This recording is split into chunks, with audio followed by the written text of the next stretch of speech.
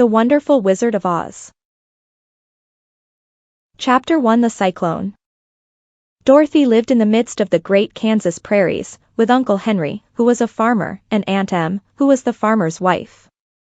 Their house was small, for the lumber to build it had to be carried by wagon many miles. There were 4 walls, a floor, and a roof, which made one room, and this room contained a rusty-looking cookstove, a cupboard for the dishes, a table, 3 or 4 chairs, and the beds. Uncle Henry and Aunt Em had a big bed in one corner, and Dorothy a little bed in another corner. There was no garret at all, and no cellar, except a small hole dug in the ground, called a cyclone cellar, where the family could go in case one of those great whirlwinds arose, mighty enough to crush any building in its path. It was reached by a trapdoor in the middle of the floor, from which a ladder led down into the small, dark hole. When Dorothy stood in the doorway and looked around, she could see nothing but the great gray prairie on every side. Not a tree nor a house broke the broad sweep of flat country that reached to the edge of the sky in all directions.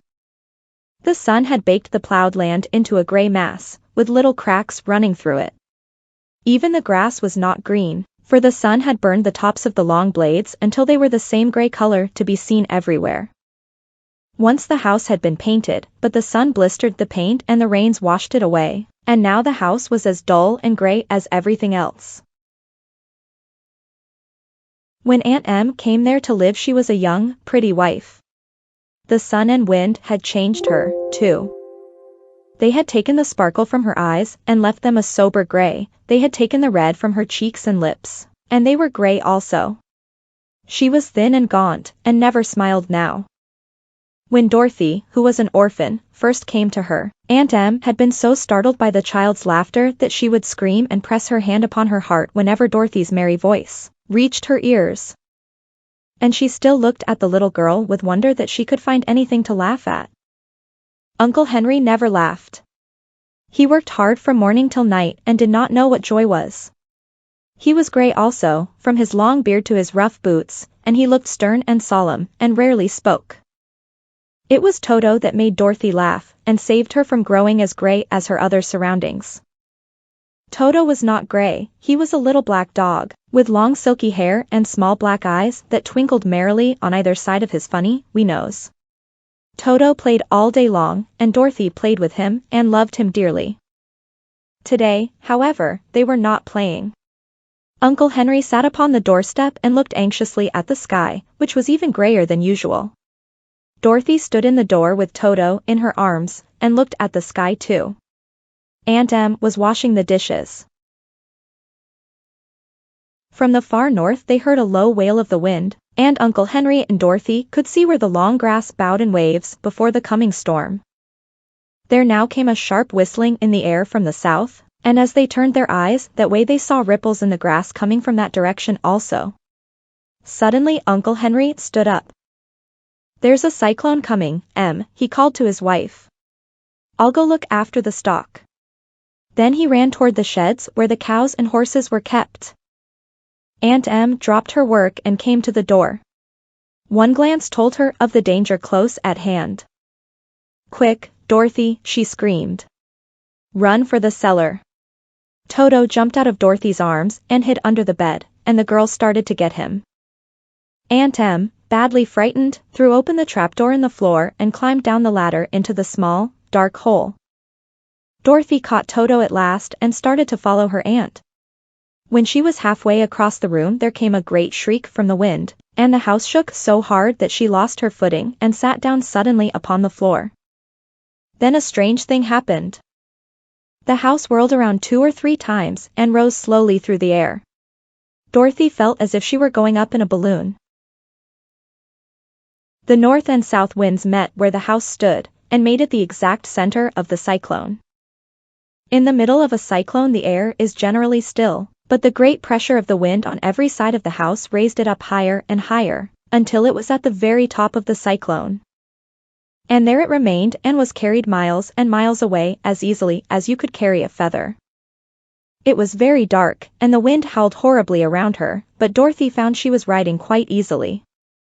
After the first few whirls around, and one other time when the house tipped badly, she felt as if she were being rocked gently, like a baby in a cradle. Toto did not like it. He ran about the room, now here, now there, barking loudly, but Dorothy sat quite still on the floor and waited to see what would happen. Once Toto got too near the open trap door, and fell in, and at first the little girl thought she had lost him. But soon she saw one of his ears sticking up through the hole, for the strong pressure of the air was keeping him up so that he could not fall. She crept to the hole, caught Toto by the ear, and dragged him into the room again, afterward closing the trap door so that no more accidents could happen. Hour after hour passed away, and slowly Dorothy got over her fright, but she felt quite lonely, and the wind shrieked so loudly all about her that she nearly became deaf. At first she had wondered if she would be dashed to pieces when the house fell again, but as the hours passed and nothing terrible happened, she stopped worrying and resolved to wait calmly and see what the future would bring. At last she crawled over the swaying floor to her bed, and lay down upon it, and Toto followed and lay down beside her. In spite of the swaying of the house and the wailing of the wind, Dorothy soon closed her eyes and fell fast asleep.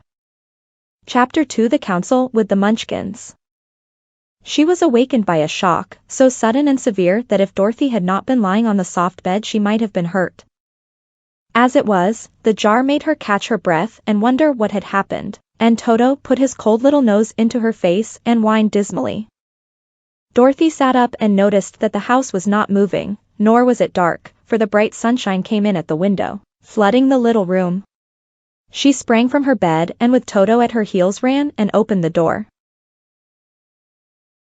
The little girl gave a cry of amazement and looked about her, her eyes growing bigger and bigger at the wonderful sights she saw. The cyclone had set the house down very gently, for a cyclone, in the midst of a country of marvelous beauty. There were lovely patches of greensward all about, with stately trees bearing rich and luscious fruits. Banks of gorgeous flowers were on every hand, and birds with rare and brilliant plumage sang and fluttered in the trees and bushes. A little way off was a small brook, rushing and sparkling along between green banks, and murmuring in a voice very grateful to a little girl who had lived so long on the dry, gray prairies. While she stood looking eagerly at the strange and beautiful sights, she noticed coming toward her a group of the queerest people she had ever seen.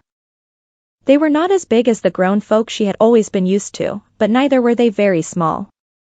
In fact, they seemed about as tall as Dorothy, who was a well-grown child for her age, although they were, so far as looks go, many years older. 3 were men and 1 a woman, and all were oddly dressed. They wore round hats that rose to a small point a foot above their heads, with little bells around the brims that tinkled sweetly as they moved. The hats of the men were blue, the little woman's hat was white, and she wore a white gown that hung in pleats from her shoulders. Over it were sprinkled little stars that glistened in the sun like diamonds. The men were dressed in blue, of the same shade as their hats, and wore well-polished boots with a deep roll of blue at the tops. The men, Dorothy thought, were about as old as Uncle Henry, for 2 of them had beards. But the little woman was doubtless much older. Her face was covered with wrinkles, her hair was nearly white, and she walked rather stiffly. When these people drew near the house where Dorothy was standing in the doorway, they paused and whispered among themselves, as if afraid to come farther. But the little old woman walked up to Dorothy, made a low bow and said, in a sweet voice, "You are welcome, most noble sorceress, to the land of the Munchkins. We are so grateful to you for having killed the Wicked Witch of the East, and for setting our people free from bondage." Dorothy listened to this speech with wonder. What could the little woman possibly mean by calling her a sorceress, and saying she had killed the Wicked Witch of the East? Dorothy was an innocent, harmless little girl, who had been carried by a cyclone many miles from home. And she had never killed anything in all her life. But the little woman evidently expected her to answer, so Dorothy said, with hesitation, "You are very kind, but there must be some mistake. I have not killed anything." "Your house did, anyway," replied the little old woman, with a laugh, "and that is the same thing. See," she continued, pointing to the corner of the house. "There are her 2 feet, still sticking out from under a block of wood." Dorothy looked, and gave a little cry of fright. There, indeed, just under the corner of the great beam the house rested on, 2 feet were sticking out, shod in silver shoes with pointed toes. Oh, dear. Oh, dear, cried Dorothy, clasping her hands together in dismay. The house must have fallen on her. Whatever shall we do? There is nothing to be done, said the little woman calmly. But who was she? Asked Dorothy. She was the Wicked Witch of the East, as I said, answered the little woman. She has held all the Munchkins in bondage for many years, making them slave for her night and day. Now they are all set free, and are grateful to you for the favor. Who are the Munchkins? Inquired Dorothy. They are the people who live in this land of the East where the Wicked Witch ruled. Are you a Munchkin? Asked Dorothy. No, but I am their friend, although I live in the land of the North. When they saw the Witch of the East was dead, the Munchkins sent a swift messenger to me, and I came at once. I am the Witch of the North. Oh, gracious, cried Dorothy. Are you a real witch? Yes, indeed, answered the little woman. But I am a good witch, and the people love me. I am not as powerful as the Wicked Witch was who ruled here, or I should have set the people free myself. But I thought all witches were wicked, said the girl, who was half frightened at facing a real witch. Oh, no, that is a great mistake. There were only 4 witches in all the land of Oz, and 2 of them, those who live in the North and the South, are good witches. I know this is true, for I am one of them myself, and cannot be mistaken. Those who dwelt in the East and the West were, indeed, wicked witches, but now that you have killed one of them, there is but one wicked witch in all the land of Oz, the one who lives in the West. But, said Dorothy, after a moment's thought, Aunt Em has told me that the witches were all dead, years and years ago. Who is Aunt Em? Inquired the little old woman. She is my aunt who lives in Kansas, where I came from. The Witch of the North seemed to think for a time, with her head bowed and her eyes upon the ground. Then she looked up and said, I do not know where Kansas is, for I have never heard that country mentioned before. But tell me, is it a civilized country? Oh, yes, replied Dorothy. Then that accounts for it. In the civilized countries, I believe there are no witches left, nor wizards, nor sorceresses, nor magicians. But, you see, the land of Oz has never been civilized, for we are cut off from all the rest of the world. Therefore we still have witches and wizards amongst us. Who are the wizards? Asked Dorothy. Oz himself is the great wizard, answered the witch, sinking her voice to a whisper. He is more powerful than all the rest of us together. He lives in the City of Emeralds. Dorothy was going to ask another question, but just then the Munchkins, who had been standing silently by, gave a loud shout and pointed to the corner of the house where the Wicked Witch had been lying. What is it? Asked the little old woman, and looked, and began to laugh. The feet of the dead witch had disappeared entirely, and nothing was left but the silver shoes. She was so old, explained the Witch of the North, that she dried up quickly in the sun. That is the end of her. But the silver shoes are yours, and you shall have them to wear. She reached down and picked up the shoes, and after shaking the dust out of them handed them to Dorothy. The Witch of the East was proud of those silver shoes, said one of the Munchkins, and there is some charm connected with them, but what it is we never knew. Dorothy carried the shoes into the house and placed them on the table. Then she came out again to the Munchkins and said, I am anxious to get back to my aunt and uncle, for I am sure they will worry about me. Can you help me find my way? The Munchkins and the witch first looked at one another, and then at Dorothy, and then shook their heads. At the east, not far from here, said one, there is a great desert, and none could live to cross it. It is the same at the south, said another, for I have been there and seen it. The south is the country of the Quadlings. I am told, said the third man, that it is the same at the west. And that country, where the Winkies live, is ruled by the Wicked Witch of the West, who would make you her slave if you passed her way. The north is my home, said the old lady, and at its edge is the same great desert that surrounds this land of Oz. I'm afraid, my dear, you will have to live with us. Dorothy began to sob at this, for she felt lonely among all these strange people. Her tears seemed to grieve the kind-hearted Munchkins, for they immediately took out their handkerchiefs and began to weep also. As for the little old woman, she took off her cap and balanced the point on the end of her nose, while she counted 1, 2, 3, in a solemn voice. At once the cap changed to a slate, on which was written in big, white chalk marks. "Let Dorothy go to the City of Emeralds." The little old woman took the slate from her nose, and having read the words on it, asked, "Is your name Dorothy, my dear?" "Yes," answered the child, looking up and drying her tears. "Then you must go to the City of Emeralds. Perhaps Oz will help you." "Where is this city?" asked Dorothy. "It is exactly in the center of the country, and is ruled by Oz, the great wizard I told you of." "Is he a good man?" inquired the girl anxiously. "He is a good wizard. Whether he is a man or not I cannot tell, for I have never seen him." "How can I get there?" asked Dorothy. "You must walk. It is a long journey, through a country that is sometimes pleasant and sometimes dark and terrible. However, I will use all the magic arts I know of to keep you from harm." "Won't you go with me?" pleaded the girl, who had begun to look upon the little old woman as her only friend. "No, I cannot do that," she replied, "but I will give you my kiss, and no one will dare injure a person who has been kissed by the Witch of the North." She came close to Dorothy and kissed her gently on the forehead.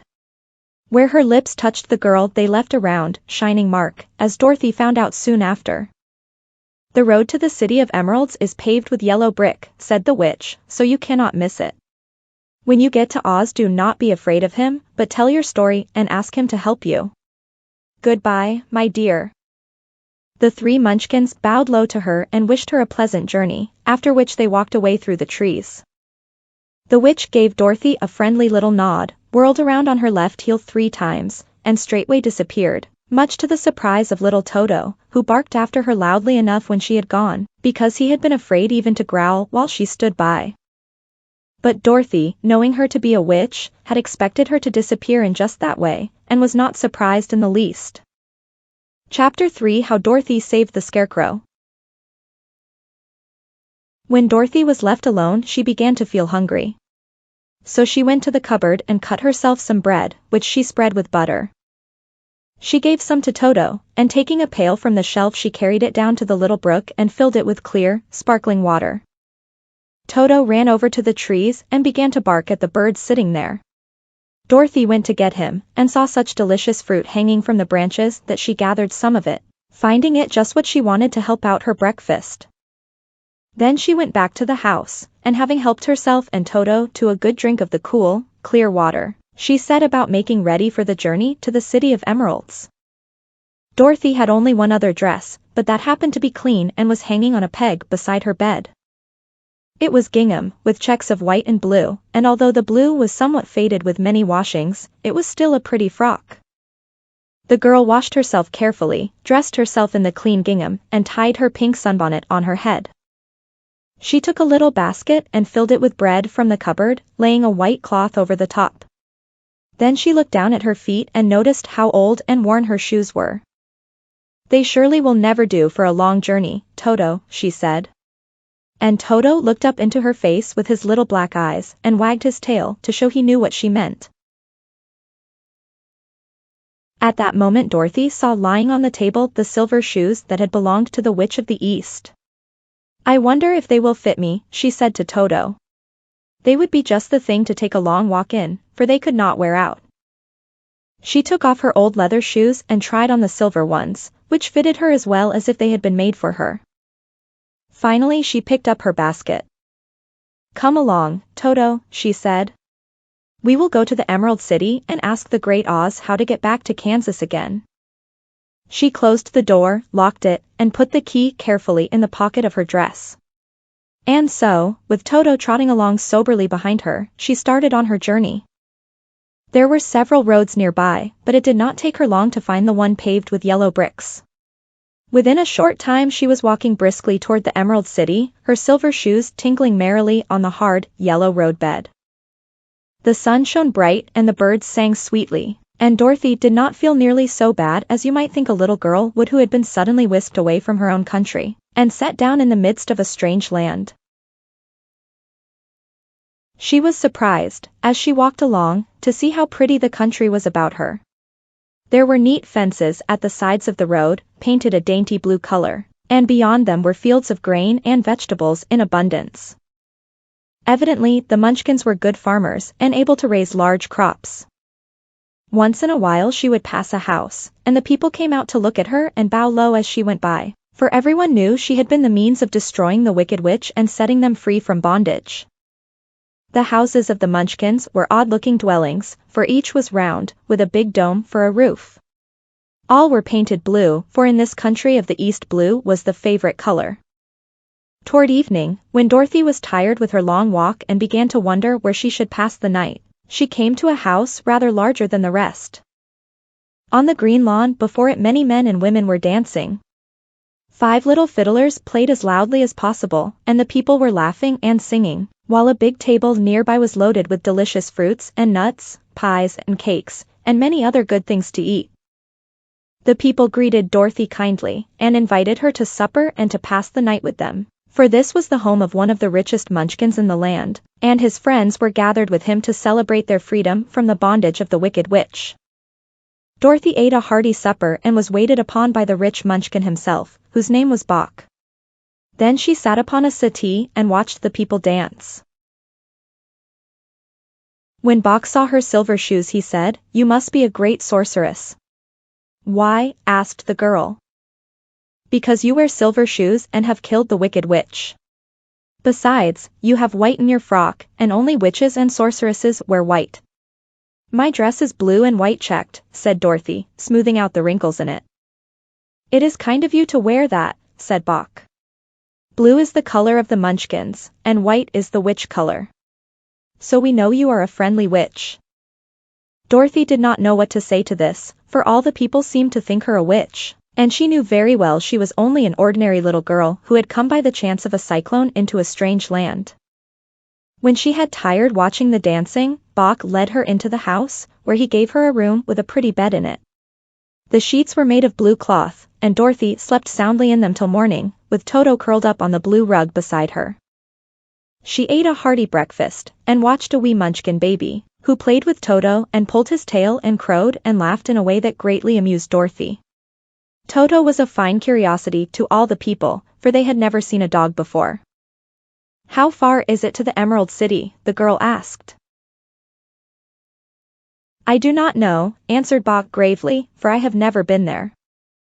It is better for people to keep away from Oz, unless they have business with him. But it is a long way to the Emerald City, and it will take you many days. The country here is rich and pleasant, but you must pass through rough and dangerous places before you reach the end of your journey." This worried Dorothy a little, but she knew that only the great Oz could help her get to Kansas again, so she bravely resolved not to turn back. She bade her friends goodbye, and again started along the road of yellow brick. When she had gone several miles she thought she would stop to rest, and so climbed to the top of the fence beside the road and sat down. There was a great cornfield beyond the fence, and not far away she saw a scarecrow, placed high on a pole to keep the birds from the ripe corn. Dorothy leaned her chin upon her hand and gazed thoughtfully at the scarecrow. Its head was a small sack stuffed with straw, with eyes, nose, and mouth painted on it to represent a face. An old, pointed blue hat, that had belonged to some Munchkin, was perched on his head, and the rest of the figure was a blue suit of clothes, worn and faded, which had also been stuffed with straw. On the feet were some old boots with blue tops, such as every man wore in this country, and the figure was raised above the stalks of corn by means of the pole stuck up its back. While Dorothy was looking earnestly into the queer, painted face of the scarecrow, she was surprised to see one of the eyes slowly wink at her. She thought she must have been mistaken at first, for none of the scarecrows in Kansas ever wink, but presently the figure nodded its head to her in a friendly way. Then she climbed down from the fence and walked up to it, while Toto ran around the pole and barked. "Good day," said the scarecrow, in a rather husky voice. "Did you speak?" asked the girl, in wonder. "Certainly," answered the scarecrow. "How do you do?" "I'm pretty well, thank you," replied Dorothy politely. "How do you do?" "I'm not feeling well," said the scarecrow, with a smile, for it is very tedious being perched up here night and day to scare away crows. Can't you get down? Asked Dorothy. No, for this pole is stuck up my back. If you will please take away the pole, I shall be greatly obliged to you. Dorothy reached up both arms and lifted the figure off the pole, for, being stuffed with straw, it was quite light. Thank you very much, said the Scarecrow, when he had been set down on the ground. I feel like a new man. Dorothy was puzzled at this, for it sounded queer to hear a stuffed man speak, and to see him bow and walk along beside her. Who are you? Asked the Scarecrow when he had stretched himself and yawned. And where are you going? My name is Dorothy, said the girl, and I am going to the Emerald City, to ask the Great Oz to send me back to Kansas. Where is the Emerald City? He inquired. And who is Oz? Why, don't you know? She returned, in surprise. No, indeed. I don't know anything. You see, I am stuffed, so I have no brains at all, he answered sadly. Oh, said Dorothy, I'm awfully sorry for you. Do you think, he asked, if I go to the Emerald City with you, that Oz would give me some brains? I cannot tell, she returned, but you may come with me, if you like. If Oz will not give you any brains, you will be no worse off than you are now. That is true, said the Scarecrow. You see, he continued confidentially, I don't mind my legs and arms and body being stuffed, because I cannot get hurt. If anyone treads on my toes or sticks a pin into me, it doesn't matter, for I can't feel it. But I do not want people to call me a fool, and if my head stays stuffed with straw instead of with brains, as yours is, how am I ever to know anything? I understand how you feel, said the little girl, who was truly sorry for him. If you will come with me, I'll ask Oz to do all he can for you. Thank you, he answered gratefully. They walked back to the road. Dorothy helped him over the fence, and they started along the path of yellow brick for the Emerald City. Toto did not like this addition to the party at first. He smelled around the stuffed man as if he suspected there might be a nest of rats in the straw, and he often growled in an unfriendly way at the Scarecrow. Don't mind Toto, said Dorothy to her new friend. He never bites. Oh, I'm not afraid, replied the Scarecrow. He can't hurt the straw. Do let me carry that basket for you. I shall not mind it, for I can't get tired. I'll tell you a secret, he continued, as he walked along. There is only one thing in the world I am afraid of. What is that? Asked Dorothy, the Munchkin farmer who made you. No, answered the Scarecrow, it's a lighted match. Chapter 4: The Road Through the Forest. After a few hours the road began to be rough, and the walking grew so difficult that the Scarecrow often stumbled over the yellow bricks, which were here very uneven. Sometimes, indeed, they were broken or missing altogether, leaving holes that Toto jumped across and Dorothy walked around. As for the Scarecrow, having no brains, he walked straight ahead, and so stepped into the holes and fell at full length on the hard bricks. It never hurt him, however, and Dorothy would pick him up and set him upon his feet again, while he joined her in laughing merrily at his own mishap. The farms were not nearly so well cared for here as they were farther back. There were fewer houses and fewer fruit trees, and the farther they went the more dismal and lonesome the country became. At noon they sat down by the roadside, near a little brook, and Dorothy opened her basket and got out some bread. She offered a piece to the Scarecrow, but he refused. I am never hungry, he said, and it is a lucky thing I am not, for my mouth is only painted, and if I should cut a hole in it so I could eat, the straw I am stuffed with would come out, and that would spoil the shape of my head. Dorothy saw at once that this was true, so she only nodded and went on eating her bread. Tell me something about yourself and the country you came from, said the Scarecrow, when she had finished her dinner. So she told him all about Kansas, and how great everything was there, and how the cyclone had carried her to this queer land of Oz. The Scarecrow listened carefully, and said, I cannot understand why you should wish to leave this beautiful country and go back to the dry, gray place you call Kansas. That is because you have no brains, answered the girl. No matter how dreary and gray our homes are, we people of flesh and blood would rather live there than in any other country, be it ever so beautiful. There is no place like home. The Scarecrow sighed. Of course I cannot understand it, he said. If your heads were stuffed with straw, like mine, you would probably all live in the beautiful places, and then Kansas would have no people at all. It is fortunate for Kansas that you have brains. Won't you tell me a story while we are resting? Asked the child. The Scarecrow looked at her reproachfully, and answered. My life has been so short that I really know nothing whatever. I was only made day before yesterday. What happened in the world before that time is all unknown to me. Luckily, when the farmer made my head, one of the first things he did was to paint my ears, so that I heard what was going on. There was another Munchkin with him, and the first thing I heard was the farmer saying, How do you like those ears? They aren't straight, answered the other. Never mind, said the farmer. They are ears just the same, which was true enough. Now I'll make the eyes, said the farmer. So he painted my right eye, and as soon as it was finished I found myself looking at him and at everything around me with a great deal of curiosity, for this was my first glimpse of the world.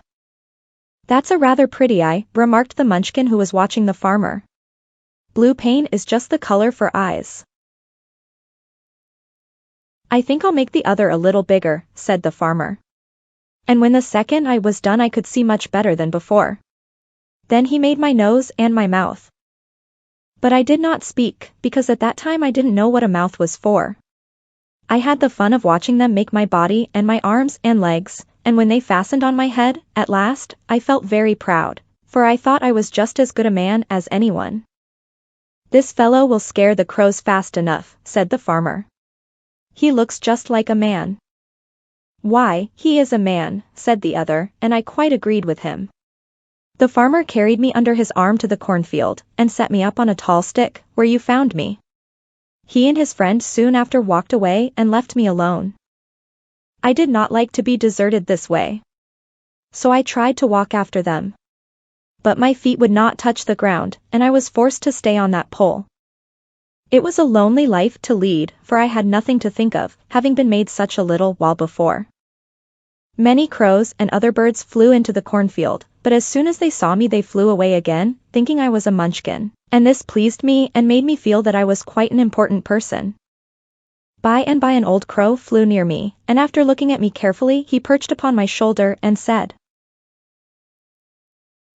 I wonder if that farmer thought to fool me in this clumsy manner. Any crow of sense could see that you are only stuffed with straw. Then he hopped down at my feet and ate all the corn he wanted. The other birds, seeing he was not harmed by me, came to eat the corn too, so in a short time there was a great flock of them about me. I felt sad at this, for it showed I was not such a good scarecrow after all, but the old crow comforted me, saying, If you only had brains in your head you would be as good a man as any of them, and a better man than some of them. Brains are the only things worth having in this world, no matter whether one is a crow or a man. After the crows had gone I thought this over, and decided I would try hard to get some brains. By good luck you came along and pulled me off the stake, and from what you say I am sure the Great Oz will give me brains as soon as we get to the Emerald City. I hope so, said Dorothy earnestly, since you seem anxious to have them. Oh, yes, I am anxious, returned the Scarecrow. It is such an uncomfortable feeling to know one is a fool. Well, said the girl, let us go. And she handed the basket to the Scarecrow. There were no fences at all by the roadside now, and the land was rough and untilled. Toward evening they came to a great forest, where the trees grew so big and close together that their branches met over the road of yellow brick. It was almost dark under the trees, for the branches shut out the daylight, but the travelers did not stop, and went on into the forest. If this road goes in, it must come out, said the Scarecrow, and as the Emerald City is at the other end of the road, we must go wherever it leads us. Anyone would know that, said Dorothy. Certainly, that is why I know it, returned the Scarecrow. If it required brains to figure it out, I never should have said it. After an hour or so the light faded away, and they found themselves stumbling along in the darkness. Dorothy could not see at all, but Toto could, for some dogs see very well in the dark, and the Scarecrow declared he could see as well as by day. So she took hold of his arm and managed to get along fairly well. If you see any house, or any place where we can pass the night, she said, you must tell me, for it is very uncomfortable walking in the dark. Soon after the Scarecrow stopped. I see a little cottage at the right of us, he said, built of logs and branches. Shall we go there? Yes, indeed, answered the child. I am all tired out. So the Scarecrow led her through the trees until they reached the cottage, and Dorothy entered and found a bed of dried leaves in one corner. She lay down at once, and with Toto beside her soon fell into a sound sleep. The Scarecrow, who was never tired, stood up in another corner and waited patiently until morning came. Chapter 5: The Rescue of the Tin Woodman. When Dorothy awoke, the sun was shining through the trees, and Toto had long been out chasing birds around him and squirrels. She sat up and looked around her. There was the Scarecrow, still standing patiently in his corner, waiting for her. We must go and search for water, she said to him. Why do you want water? He asked. To wash my face clean after the dust of the road, and to drink, so the dry bread will not stick in my throat. It must be inconvenient to be made of flesh, said the Scarecrow thoughtfully, for you must sleep, and eat, and drink. However, you have brains, and it is worth a lot of bother to be able to think properly. They left the cottage and walked through the trees until they found a little spring of clear water, where Dorothy drank and bathed and ate her breakfast. She saw there was not much bread left in the basket, and the girl was thankful the Scarecrow did not have to eat anything, for there was scarcely enough for herself and Toto for the day. When she had finished her meal, and was about to go back to the road of yellow brick, she was startled to hear a deep groan nearby. What was that? She asked timidly. I cannot imagine, replied the Scarecrow, but we can go and see. Just then another groan reached their ears, and the sound seemed to come from behind them. They turned and walked through the forest a few steps, when Dorothy discovered something shining in a ray of sunshine that fell between the trees. She ran to the place and then stopped short, with a little cry of surprise. One of the big trees had been partly chopped through, and standing beside it, with an uplifted axe in his hands, was a man made entirely of tin. His head and arms and legs were jointed upon his body, but he stood perfectly motionless, as if he could not stir at all. Dorothy looked at him in amazement, and so did the Scarecrow, while Toto barked sharply and made a snap at the tin legs, which hurt his teeth. Did you groan? Asked Dorothy. Yes, answered the Tin Man, I did. I've been groaning for more than a year, and no one has ever heard me before or come to help me. What can I do for you? She inquired softly, for she was moved by the sad voice in which the man spoke. Get an oil can and oil my joints, he answered. They are rusted so badly that I cannot move them at all. If I am well oiled I shall soon be all right again. You will find an oil can on a shelf in my cottage. Dorothy at once ran back to the cottage and found the oil can, and then she returned and asked anxiously, Where are your joints? Oil my neck, first, replied the Tin Woodman. So she oiled it, and as it was quite badly rusted the Scarecrow took hold of the tin head and moved it gently from side to side until it worked freely, and then the man could turn it himself. Now oil the joints in my arms, he said. And Dorothy oiled them and the Scarecrow bent them carefully until they were quite free from rust and as good as new. The Tin Woodman gave a sigh of satisfaction and lowered his axe, which he leaned against the tree. This is a great comfort, he said. I have been holding that axe in the air ever since I rusted, and I'm glad to be able to put it down at last. Now, if you will oil the joints of my legs, I shall be all right once more. So they oiled his legs until he could move them freely, and he thanked them again and again for his release, for he seemed a very polite creature and very grateful. I might have stood there always if you had not come along, he said, so you have certainly saved my life. How did you happen to be here? We are on our way to the Emerald City to see the Great Oz, she answered, and we stopped at your cottage to pass the night. Why do you wish to see Oz? He asked. I want him to send me back to Kansas, and the Scarecrow wants him to put a few brains into his head, she replied. The Tin Woodman appeared to think deeply for a moment. Then he said, Do you suppose Oz could give me a heart? Why, I guess so, Dorothy answered.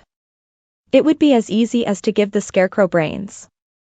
True, the Tin Woodman returned. So, if you will allow me to join your party, I will also go to the Emerald City and ask Oz to help me. Come along, said the Scarecrow heartily, and Dorothy added that she would be pleased to have his company. So the Tin Woodman shouldered his axe and they all passed through the forest until they came to the road that was paved with yellow brick. The Tin Woodman had asked Dorothy to put the oil can in her basket. For, he said, if I should get caught in the rain and rust again, I would need the oil can badly. It was a bit of good luck to have their new comrade join the party, for soon after they had begun their journey again they came to a place where the trees and branches grew so thick over the road that the travelers could not pass. But the Tin Woodman set to work with his axe and chopped so well that soon he cleared a passage for the entire party. Dorothy was thinking so earnestly as they walked along that she did not notice when the Scarecrow stumbled into a hole and rolled over to the side of the road. Indeed, he was obliged to call to her to help him up again. Why didn't you walk around the hole? Asked the Tin Woodman. I don't know enough, replied the Scarecrow cheerfully. My head is stuffed with straw, you know, and that is why I am going to Oz to ask him for some brains. Oh, I see, said the Tin Woodman. But, after all, brains are not the best things in the world. Have you any? Inquired the Scarecrow. No, my head is quite empty, answered the Woodman. But once I had brains, and a heart also, so, having tried them both, I should much rather have a heart. And why is that? Asked the Scarecrow. I will tell you my story, and then you will know. So, while they were walking through the forest, the Tin Woodman told the following story. I was born the son of a woodman who chopped down trees in the forest and sold the wood for a living. When I grew up, I too became a woodchopper, and after my father died I took care of my old mother as long as she lived. Then I made up my mind that instead of living alone I would marry, so that I might not become lonely. There was one of the Munchkin girls who was so beautiful that I soon grew to love her with all my heart. She, on her part, promised to marry me as soon as I could earn enough money to build a better house for her, so I set to work harder than ever. But the girl lived with an old woman who did not want her to marry anyone, for she was so lazy she wished the girl to remain with her and do the cooking and the housework. So the old woman went to the Wicked Witch of the East, and promised her 2 sheep and a cow if she would prevent the marriage. Thereupon the Wicked Witch enchanted my axe, and when I was chopping away at my best one day, for I was anxious to get the new house and my wife as soon as possible, the axe slipped all at once and cut off my left leg. This at first seemed a great misfortune, for I knew a one-legged man could not do very well as a woodchopper. So I went to a tinsmith and had him make me a new leg out of tin. The leg worked very well, once I was used to it. But my action angered the Wicked Witch of the East, for she had promised the old woman I should not marry the pretty Munchkin girl. When I began chopping again, my axe slipped and cut off my right leg. Again I went to the tinsmith, and again he made me a leg out of tin. After this the enchanted axe cut off my arms, one after the other, but, nothing daunted, I had them replaced with tin ones. The Wicked Witch then made the axe slip and cut off my head, and at first I thought that was the end of me. But the tinsmith happened to come along, and he made me a new head out of tin. I thought I had beaten the Wicked Witch then, and I worked harder than ever, but I little knew how cruel my enemy could be. She thought of a new way to kill my love for the beautiful Munchkin maiden, and made my axe slip again, so that it cut right through my body, splitting me into 2 halves. Once more the tinsmith came to my help and made me a body of tin, fastening my tin arms and legs and head to it, by means of joints, so that I could move around as well as ever. But, alas! I had now no heart, so that I lost all my love for the Munchkin girl, and did not care whether I married her or not. I suppose she is still living with the old woman, waiting for me to come after her. My body shone so brightly in the sun that I felt very proud of it, and it did not matter now if my axe slipped, for it could not cut me. There was only one danger, that my joints would rust, but I kept an oil can in my cottage and took care to oil myself whenever I needed it. However, there came a day when I forgot to do this, and, being caught in a rainstorm, before I thought of the danger my joints had rusted, and I was left to stand in the woods until you came to help me. It was a terrible thing to undergo, but during the year I stood there I had time to think that the greatest loss I had known was the loss of my heart. While I was in love I was the happiest man on earth, but no one can love who has not a heart, and so I am resolved to ask Oz to give me one. If he does, I will go back to the Munchkin maiden and marry her. Both Dorothy and the Scarecrow had been greatly interested in the story of the Tin Woodman, and now they knew why he was so anxious to get a new heart. All the same, said the Scarecrow, I shall ask for brains instead of a heart, for a fool would not know what to do with a heart if he had one. I shall take the heart, returned the Tin Woodman, for brains do not make one happy, and happiness is the best thing in the world. Dorothy did not say anything, for she was puzzled to know which of her two friends was right, and she decided if she could only get back to Kansas and Aunt Em, it did not matter so much whether the Woodman had no brains and the Scarecrow no heart, or each got what he wanted. What worried her most was that the bread was nearly gone, and another meal for herself and Toto would empty the basket. To be sure, either the Woodman nor the Scarecrow ever ate anything, but she was not made of tin nor straw, and could not live unless she was fed. Chapter 6 The Cowardly Lion. All this time Dorothy and her companions had been walking through the thick woods. The road was still paved with yellow brick, but these were much covered by dried branches and dead leaves from the trees, and the walking was not at all good. There were few birds in this part of the forest, for birds love the open country where there is plenty of sunshine. But now and then there came a deep growl from some wild animal hidden among the trees. These sounds made the little girl's heart beat fast, for she did not know what made them, but Toto knew, and he walked close to Dorothy's side, and did not even bark in return. How long will it be, the child asked of the Tin Woodman, before we are out of the forest? I cannot tell, was the answer, for I have never been to the Emerald City. But my father went there once, when I was a boy, and he said it was a long journey through a dangerous country, although nearer to the city where Oz dwells the country is beautiful. But I am not afraid so long as I have my oil can, and nothing can hurt the Scarecrow, while you bear upon your forehead the mark of the Good Witch's kiss, and that will protect you from harm. But Toto, said the girl anxiously. What will protect him? We must protect him ourselves if he is in danger, replied the Tin Woodman. Just as he spoke there came from the forest a terrible roar, and the next moment a great lion bounded into the road.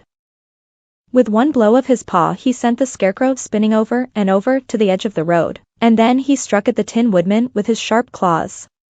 But, to the lion's surprise, he could make no impression on the tin, although the Woodman fell over in the road and lay still. Little Toto, now that he had an enemy to face, ran barking toward the lion, and the great beast had opened his mouth to bite the dog, when Dorothy, fearing Toto would be killed, and heedless of danger, rushed forward and slapped the lion upon his nose as hard as she could. While she cried out, "Don't you dare to bite Toto! You ought to be ashamed of yourself, a big beast like you, to bite a poor little dog." I didn't bite him, said the lion, as he rubbed his nose with his paw where Dorothy had hit it. No, but you tried to, she retorted. You are nothing but a big coward. I know it, said the lion, hanging his head in shame. I've always known it. But how can I help it? I don't know, I'm sure. To think of your striking a stuffed man, like the poor Scarecrow. Is he stuffed? Asked the lion in surprise, as he watched her pick up the Scarecrow and set him upon his feet, while she patted him into shape again. Of course he's stuffed, replied Dorothy, who was still angry. That's why he went over so easily, remarked the lion. It astonished me to see him whirl around so. Is the other one stuffed also? No, said Dorothy, he's made of tin. And she helped the Woodman up again. That's why he nearly blunted my claws, said the lion. When they scratched against the tin it made a cold shiver run down my back. What is that little animal you are so tender of? He is my dog, Toto, answered Dorothy. Is he made of tin, or stuffed? Asked the lion. Neither. He's a meat dog, said the girl. Oh. He's a curious animal and seems remarkably small, now that I look at him. No one would think of biting such a little thing, except a coward like me, continued the lion sadly. "What makes you a coward?" asked Dorothy, looking at the great beast in wonder, for he was as big as a small horse. "It's a mystery," replied the lion. "I suppose I was born that way. All the other animals in the forest naturally expect me to be brave, for the lion is everywhere thought to be the king of beasts. I learned that if I roared very loudly, every living thing was frightened and got out of my way. Whenever I've met a man I've been awfully scared, but I just roared at him, and he has always run away as fast as he could go. If the elephants and the tigers and the bears had ever tried to fight me, I should have run myself. I'm such a coward. But just as soon as they hear me roar they all try to get away from me, and of course I let them go. But that isn't right. The king of beasts shouldn't be a coward," said the Scarecrow. "I know it," returned the lion, wiping a tear from his eye with the tip of his tail. "It is my great sorrow, and makes my life very unhappy. But whenever there is danger, my heart begins to beat fast." "Perhaps you have heart disease," said the Tin Woodman. "It may be," said the lion.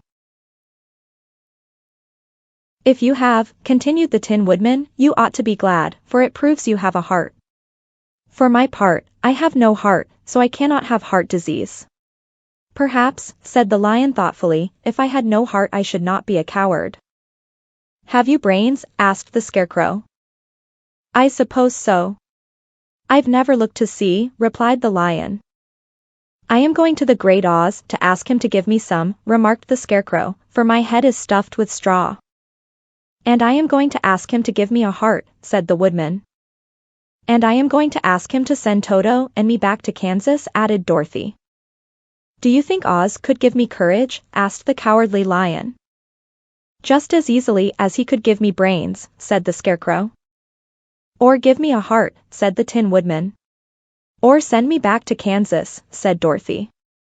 "Then, if you don't mind, I'll go with you," said the lion, "for my life is simply unbearable without a bit of courage." "You will be very welcome," answered Dorothy, "for you will help to keep away the other wild beasts. It seems to me they must be more cowardly than you are if they allow you to scare them so easily." "They really are," said the lion, "but that doesn't make me any braver, and as long as I know myself to be a coward I shall be unhappy." So once more the little company set off upon the journey, the lion walking with stately strides at Dorothy's side. Toto did not approve of this new comrade at first, for he could not forget how nearly he had been crushed between the lion's great jaws. But after a time he became more at ease, and presently Toto and the Cowardly Lion had grown to be good friends. During the rest of that day there was no other adventure to mar the peace of their journey. Once, indeed, the Tin Woodman stepped upon a beetle that was crawling along the road, and killed the poor little thing. This made the Tin Woodman very unhappy, for he was always careful not to hurt any living creature, and as he walked along he wept several tears of sorrow and regret. These tears ran slowly down his face and over the hinges of his jaw, and there they rested. When Dorothy presently asked him a question the Tin Woodman could not open his mouth, for his jaws were tightly rusted together. He became greatly frightened at this and made many motions to Dorothy to relieve him, but she could not understand. The lion was also puzzled to know what was wrong. But the Scarecrow seized the oil can from Dorothy's basket and oiled the Woodman's jaws, so that after a few moments he could talk as well as before. "This will serve me a lesson," said he, "to look where I step. For if I should kill another bug or beetle I should surely cry again, and crying rusts my jaws so that I cannot speak." Thereafter he walked very carefully, with his eyes on the road, and when he saw a tiny ant toiling by he would step over it, so as not to harm it. The Tin Woodman knew very well he had no heart, and therefore he took great care never to be cruel or unkind to anything. "You people with hearts," he said, "have something to guide you, and need never do wrong, but I have no heart, and so I must be very careful. When Oz gives me a heart of course I needn't mind so much." Chapter 7: The Journey to the Great Oz. They were obliged to camp out that night under a large tree in the forest, for there were no houses near. The tree made a good, thick covering to protect them from the dew, and the Tin Woodman chopped a great pile of wood with his axe and Dorothy built a splendid fire that warmed her and made her feel less lonely. She and Toto ate the last of their bread, and now she did not know what they would do for breakfast. If you wish, said the lion, I will go into the forest and kill a deer for you. You can roast it by the fire, since your tastes are so peculiar that you prefer cooked food, and then you will have a very good breakfast. Don't.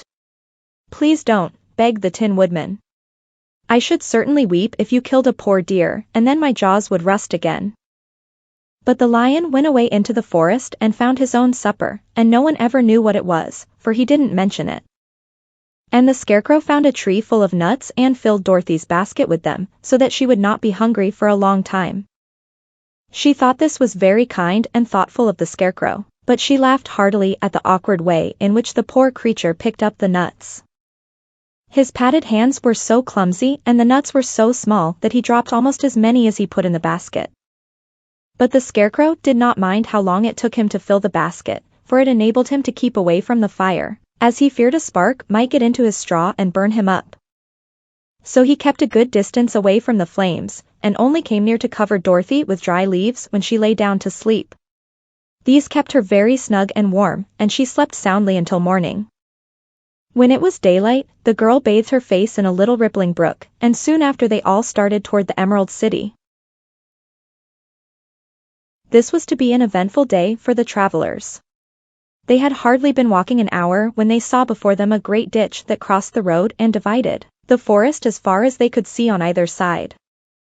It was a very wide ditch, and when they crept up to the edge and looked into it they could see it was also very deep, and there were many big, jagged rocks at the bottom.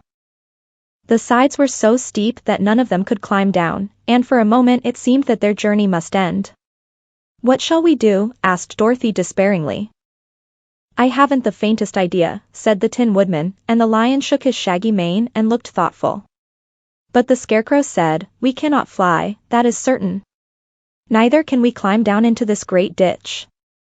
Therefore, if we cannot jump over it, we must stop where we are. I think I could jump over it, said the Cowardly Lion, after measuring the distance carefully in his mind. Then we are all right, answered the Scarecrow, for you can carry us all over on your back, one at a time. Well, I'll try it, said the lion. Who will go first? I will, declared the Scarecrow, for, if you found that you could not jump over the gulf, Dorothy would be killed, or the Tin Woodman badly dented on the rocks below. But if I am on your back it will not matter so much, for the fall would not hurt me at all. I am terribly afraid of falling, myself, said the Cowardly Lion, but I suppose there is nothing to do but try it. So get on my back and we will make the attempt. The Scarecrow sat upon the lion's back, and the big beast walked to the edge of the gulf and crouched down.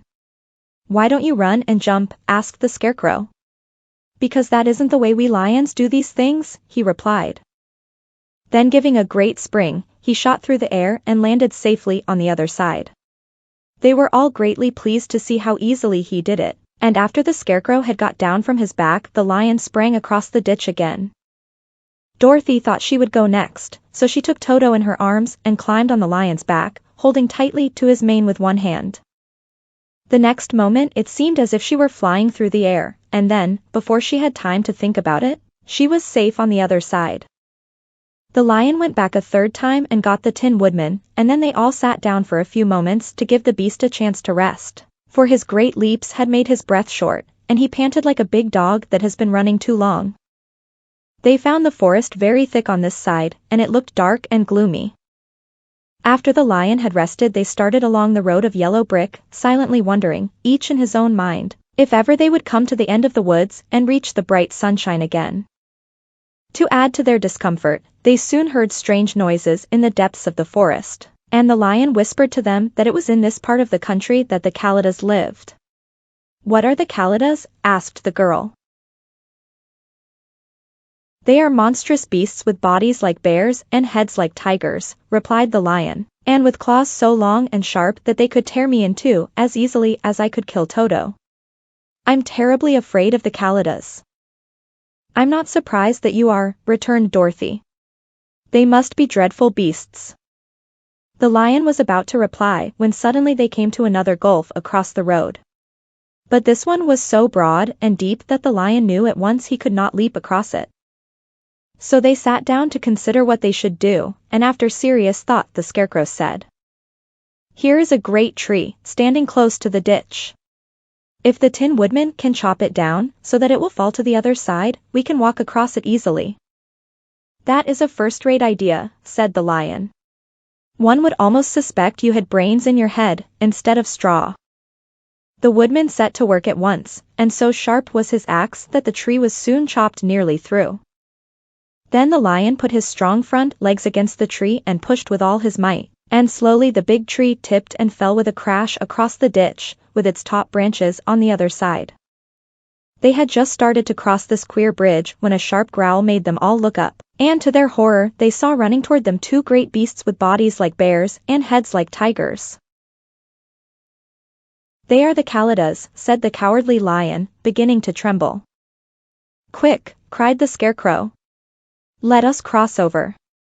So Dorothy went first, holding Toto in her arms, the Tin Woodman followed, and the Scarecrow came next. The Lion, although he was certainly afraid, turned to face the Kalidas, and then he gave so loud and terrible a roar that Dorothy screamed and the Scarecrow fell over backward, while even the fierce beasts stopped short and looked at him in surprise.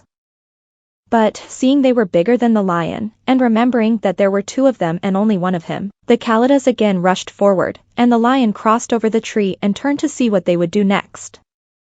Without stopping an instant the fierce beasts also began to cross the tree. And the Lion said to Dorothy, "We are lost, for they will surely tear us to pieces with their sharp claws. But stand close behind me, and I will fight them as long as I am alive." "Wait a minute," called the Scarecrow.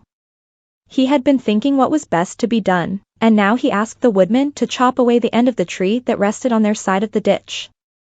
The Tin Woodman began to use his axe at once, and, just as the two Kalidas were nearly across, the tree fell with a crash into the gulf, carrying the ugly, snarling brutes with it, and both were dashed to pieces on the sharp rocks at the bottom.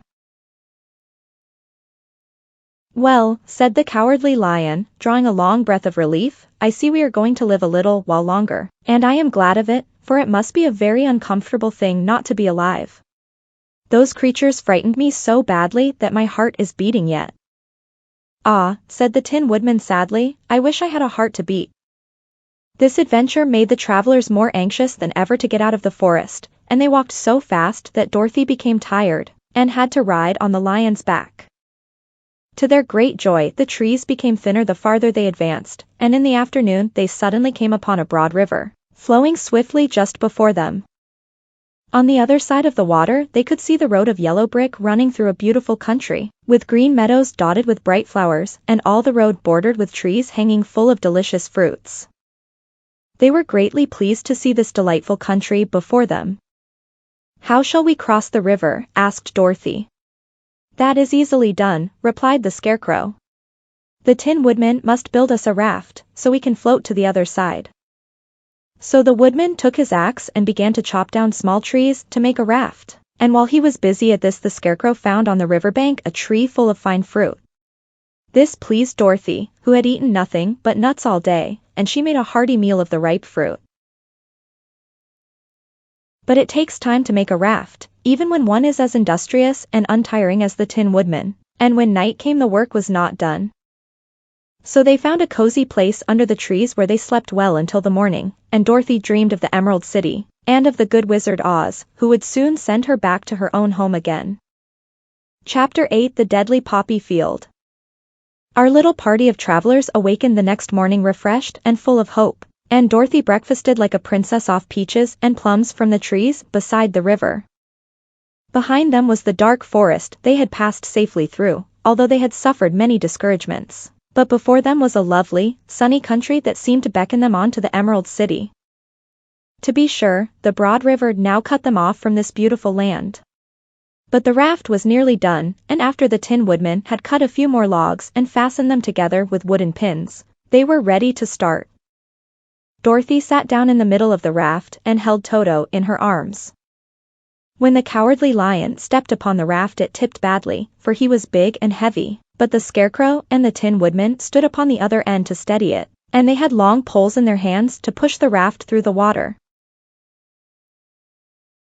They got along quite well at first, But when they reached the middle of the river, the swift current swept the raft downstream, farther and farther away from the road of yellow brick. And the water grew so deep that the long poles would not touch the bottom. "This is bad," said the Tin Woodman, "for if we cannot get to the land we shall be carried into the country of the Wicked Witch of the West, and she will enchant us and make us her slaves." "And then I should get no brains," said the Scarecrow. "And I should get no courage," said the Cowardly Lion. "And I should get no heart," said the Tin Woodman. "And I should never get back to Kansas," said Dorothy. "We must certainly get to the Emerald City if we can," the Scarecrow continued, and he pushed so hard on his long pole that it stuck fast in the mud at the bottom of the river. Then, before he could pull it out again, or let go, the raft was swept away, and the poor Scarecrow was left clinging to the pole in the middle of the river. "Goodbye," he called after them, and they were very sorry to leave him. Indeed, the Tin Woodman began to cry, but fortunately remembered that he might rust, and so dried his tears on Dorothy's apron. Of course this was a bad thing for the Scarecrow. "I am now worse off than when I first met Dorothy," he thought. "Then, I was stuck on a pole in a cornfield, where I could make believe scare the crows, at any rate. But surely there is no use for a Scarecrow stuck on a pole in the middle of a river. I am afraid I shall never have any brains, after all." Down the stream the raft floated, and the poor Scarecrow was left far behind. Then the Lion said, "Something must be done to save us. I think I can swim to the shore and pull the raft after me, if you will only hold fast to the tip of my tail." So he sprang into the water, and the Tin Woodman caught fast hold of his tail. Then the Lion began to swim with all his might toward the shore. It was hard work, although he was so big, but by and by they were drawn out of the current, and then Dorothy took the Tin Woodman's long pole and helped push the raft to the land. They were all tired out when they reached the shore at last and stepped off upon the pretty green grass, and they also knew that the stream had carried them a long way past the road of yellow brick that led to the Emerald City. "What shall we do now?" asked the Tin Woodman, as the Lion lay down on the grass to let the sun dry him. "We must get back to the road, in some way," said Dorothy. "The best plan will be to walk along the river bank until we come to the road again," remarked the Lion. So, when they were rested, Dorothy picked up her basket and they started along the grassy bank, to the road from which the river had carried them. It was a lovely country, with plenty of flowers and fruit trees and sunshine to cheer them, and had they not felt so sorry for the poor Scarecrow, they could have been very happy. They walked along as fast as they could, Dorothy only stopping once to pick a beautiful flower, and after a time the Tin Woodman cried out, "Look!" Then they all looked at the river and saw the Scarecrow perched upon his pole in the middle of the water, looking very lonely and sad. "What can we do to save him?" asked Dorothy. The Lion and the Woodman both shook their heads, for they did not know. So they sat down upon the bank and gazed wistfully at the Scarecrow until a stork flew by, who, upon seeing them, stopped to rest at the water's edge. "Who are you and where are you going?" asked the stork. "I am Dorothy," answered the girl, "and these are my friends, the Tin Woodman and the Cowardly Lion, and we are going to the Emerald City." "This isn't the road," said the stork, as she twisted her long neck and looked sharply at the queer party. "I know it," returned Dorothy, "but we have lost the Scarecrow, and are wondering how we shall get him again." "Where is he?" asked the stork. "Over there in the river," answered the little girl. "If he wasn't so big and heavy I would get him for you," remarked the stork. "He isn't heavy a bit," said Dorothy eagerly, "for he is stuffed with straw, and if you will bring him back to us, we shall thank you ever and ever so much." "Well, I'll try," said the stork, "but if I find he is too heavy to carry I shall have to drop him in the river again." So the big bird flew into the air and over the water till she came to where the Scarecrow was perched upon his pole. Then the stork with her great claws grabbed the Scarecrow by the arm and carried him up into the air and back to the bank, where Dorothy and the Lion and the Tin Woodman and Toto were sitting. When the Scarecrow found himself among his friends again, he was so happy that he hugged them all, even the Lion and Toto, and as they walked along he sang "Tolderidoo" at every step, he felt so gay. "I was afraid I should have to stay in the river forever," he said, "but the kind stork saved me. And if I ever get any brains I shall find the stork again and do her some kindness in return." That's all right, said the stork, who was flying along beside them. I always like to help anyone in trouble. But I must go now, for my babies are waiting in the nest for me. I hope you will find the Emerald City and that Oz will help you. Thank you, replied Dorothy, and then the kind stork flew into the air and was soon out of sight. They walked along listening to the singing of the brightly colored birds and looking at the lovely flowers, which now became so thick that the ground was carpeted with them. There were big yellow and white and blue and purple blossoms, besides great clusters of scarlet poppies, which were so brilliant in color they almost dazzled Dorothy's eyes. Aren't they beautiful? The girl asked, as she breathed in the spicy scent of the bright flowers.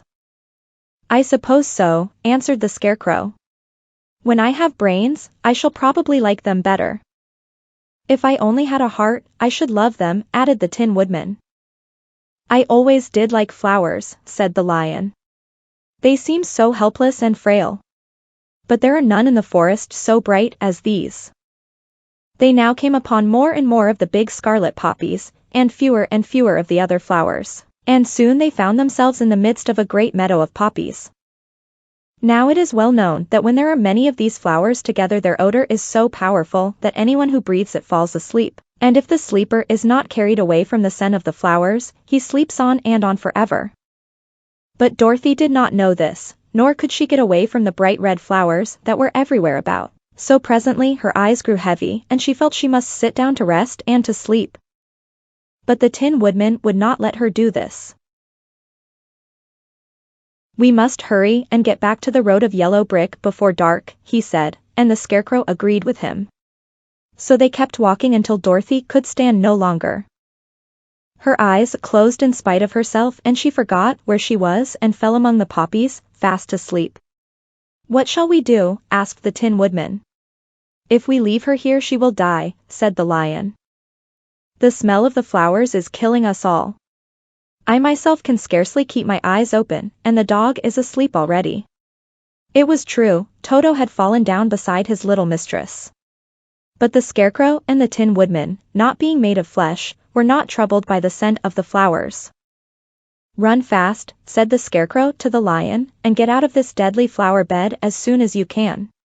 We will bring the little girl with us, but if you should fall asleep you are too big to be carried. So the Lion aroused himself and bounded forward as fast as he could go. In a moment he was out of sight. Let us make a chair with our hands and carry her, said the Scarecrow.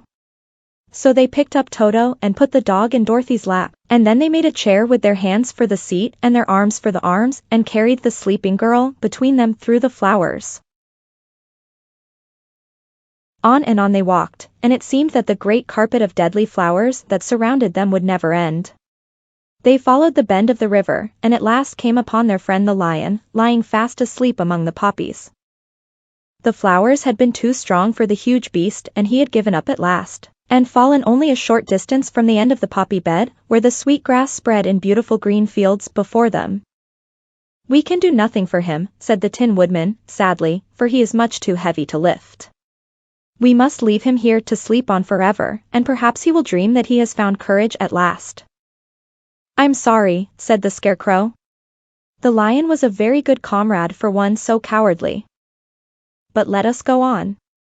They carried the sleeping girl to a pretty spot beside the river, far enough from the poppy field to prevent her breathing any more of the poison of the flowers, and here they laid her gently on the soft grass and waited for the fresh breeze to waken her. Chapter 9 The Queen of the Field Mice. We cannot be far from the road of yellow brick, now, remarked the Scarecrow, as he stood beside the girl, for we have come nearly as far as the river carried us away. The Tin Woodman was about to reply when he heard a low growl, and turning his head he saw a strange beast come bounding over the grass toward them. It was, indeed, a great yellow wildcat, and the Woodman thought it must be chasing something, for its ears were lying close to its head and its mouth was wide open, showing 2 rows of ugly teeth, while its red eyes glowed like balls of fire. As it came nearer the Tin Woodman saw that running before the beast was a little gray field mouse, and although he had no heart he knew it was wrong for the wildcat to try to kill such a pretty, harmless creature. So the Woodman raised his axe, and as the wildcat ran by he gave it a quick blow that cut the beast's head clean off from its body, and it rolled over at his feet in 2 pieces. The field mouse, now that it was freed from its enemy, stopped short, and coming slowly up to the woodman it said, in a squeaky little voice, "Oh, thank you. Thank you ever so much for saving my life." "Don't speak of it, I beg of you," replied the woodman. "I have no heart, you know, so I am careful to help all those who may need a friend, even if it happens to be only a mouse." "Only a mouse," cried the little animal, indignantly. "Why, I am a queen, the queen of all the field mice." "Oh, indeed," said the woodman, making a bow. "Therefore you have done a great deed, as well as a brave one, in saving my life," added the queen. At that moment several mice were seen running up as fast as their little legs could carry them, and when they saw their queen they exclaimed, "Oh, your majesty, we thought you would be killed. How did you manage to escape the great wildcat?" They all bowed so low to the little queen that they almost stood upon their heads. "This funny tin man," she answered, "killed the wildcat and saved my life. So hereafter you must all serve him, and obey his slightest wish." "We will," cried all the mice, in a shrill chorus. And then they scampered in all directions, for Toto had awakened from his sleep, and seeing all these mice around him he gave one bark of delight and jumped right into the middle of the group. Toto had always loved to chase mice when he lived in Kansas, and he saw no harm in it. But the Tin Woodman caught the dog in his arms and held him tight, while he called to the mice, "Come back. Come back. Toto shall not hurt you." At this the queen of the mice stuck her head out from underneath a clump of grass and asked, in a timid voice, "Are you sure he will not bite us?" "I will not let him," said the woodman, "so do not be afraid." One by one the mice came creeping back, and Toto did not bark again, although he tried to get out of the woodman's arms, and would have bitten him had he not known very well he was made of tin. Finally one of the biggest mice spoke. "Is there anything we can do," it asked, "to repay you for saving the life of our queen?" "Nothing that I know of," answered the woodman, but the Scarecrow, who had been trying to think, but could not because his head was stuffed with straw, said, quickly, "Oh, yes, you can save our friend, the cowardly lion, who is asleep in the poppy bed." "A lion?" cried the little queen. "Why, he would eat us all up." "Oh, no," declared the Scarecrow, "this lion is a coward." "Really?" asked the mouse. "He says so himself," answered the Scarecrow, "and he would never hurt anyone who is our friend. If you will help us to save him I promise that he shall treat you all with kindness." "Very well," said the queen, "we trust you. But what shall we do? Are there many of these mice which call you queen and are willing to obey you?" "Oh, yes, there are thousands," she replied. "Then send for them all to come here as soon as possible, and let each one bring a long piece of string." The queen turned to the mice that attended her and told them to go at once and get all her people. As soon as they heard her orders they ran away in every direction as fast as possible. "Now," said the Scarecrow to the Tin Woodman, "you must go to those trees by the riverside and make a truck that will carry the lion." So the woodman went at once to the trees and began to work, and he soon made a truck out of the limbs of trees, from which he chopped away all the leaves and branches. He fastened it together with wooden pegs and made the 4 wheels out of short pieces of a big tree trunk. So fast and so well did he work that by the time the mice began to arrive the truck was all ready for them. They came from all directions, and there were thousands of them, big mice and little mice and middle-sized mice, and each one brought a piece of string in his mouth. It was about this time that Dorothy woke from her long sleep and opened her eyes. She was greatly astonished to find herself lying upon the grass, with thousands of mice standing around and looking at her timidly. But the Scarecrow told her about everything, and turning to the dignified little mouse, he said, "Permit me to introduce to you Her Majesty, the Queen." Dorothy nodded gravely and the Queen made a curtsy, after which she became quite friendly with the little girl. The Scarecrow and the Woodman now began to fasten the mice to the truck, using the strings they had brought. One end of a string was tied around the neck of each mouse and the other end to the truck. Of course the truck was 1,000 times bigger than any of the mice who were to draw it, but when all the mice had been harnessed, they were able to pull it quite easily. Even the Scarecrow and the Tin Woodman could sit on it, and were drawn swiftly by their queer little horses to the place where the lion lay asleep. After a great deal of hard work, for the lion was heavy, they managed to get him up on the truck. Then the Queen hurriedly gave her people the order to start, for she feared if the mice stayed among the poppies too long they also would fall asleep. At first the little creatures, many though they were, could hardly stir the heavily loaded truck, but the Woodman and the Scarecrow both pushed from behind, and they got along better. Soon they rolled the lion out of the poppy bed to the green fields, where he could breathe the sweet, fresh air again, instead of the poisonous scent of the flowers.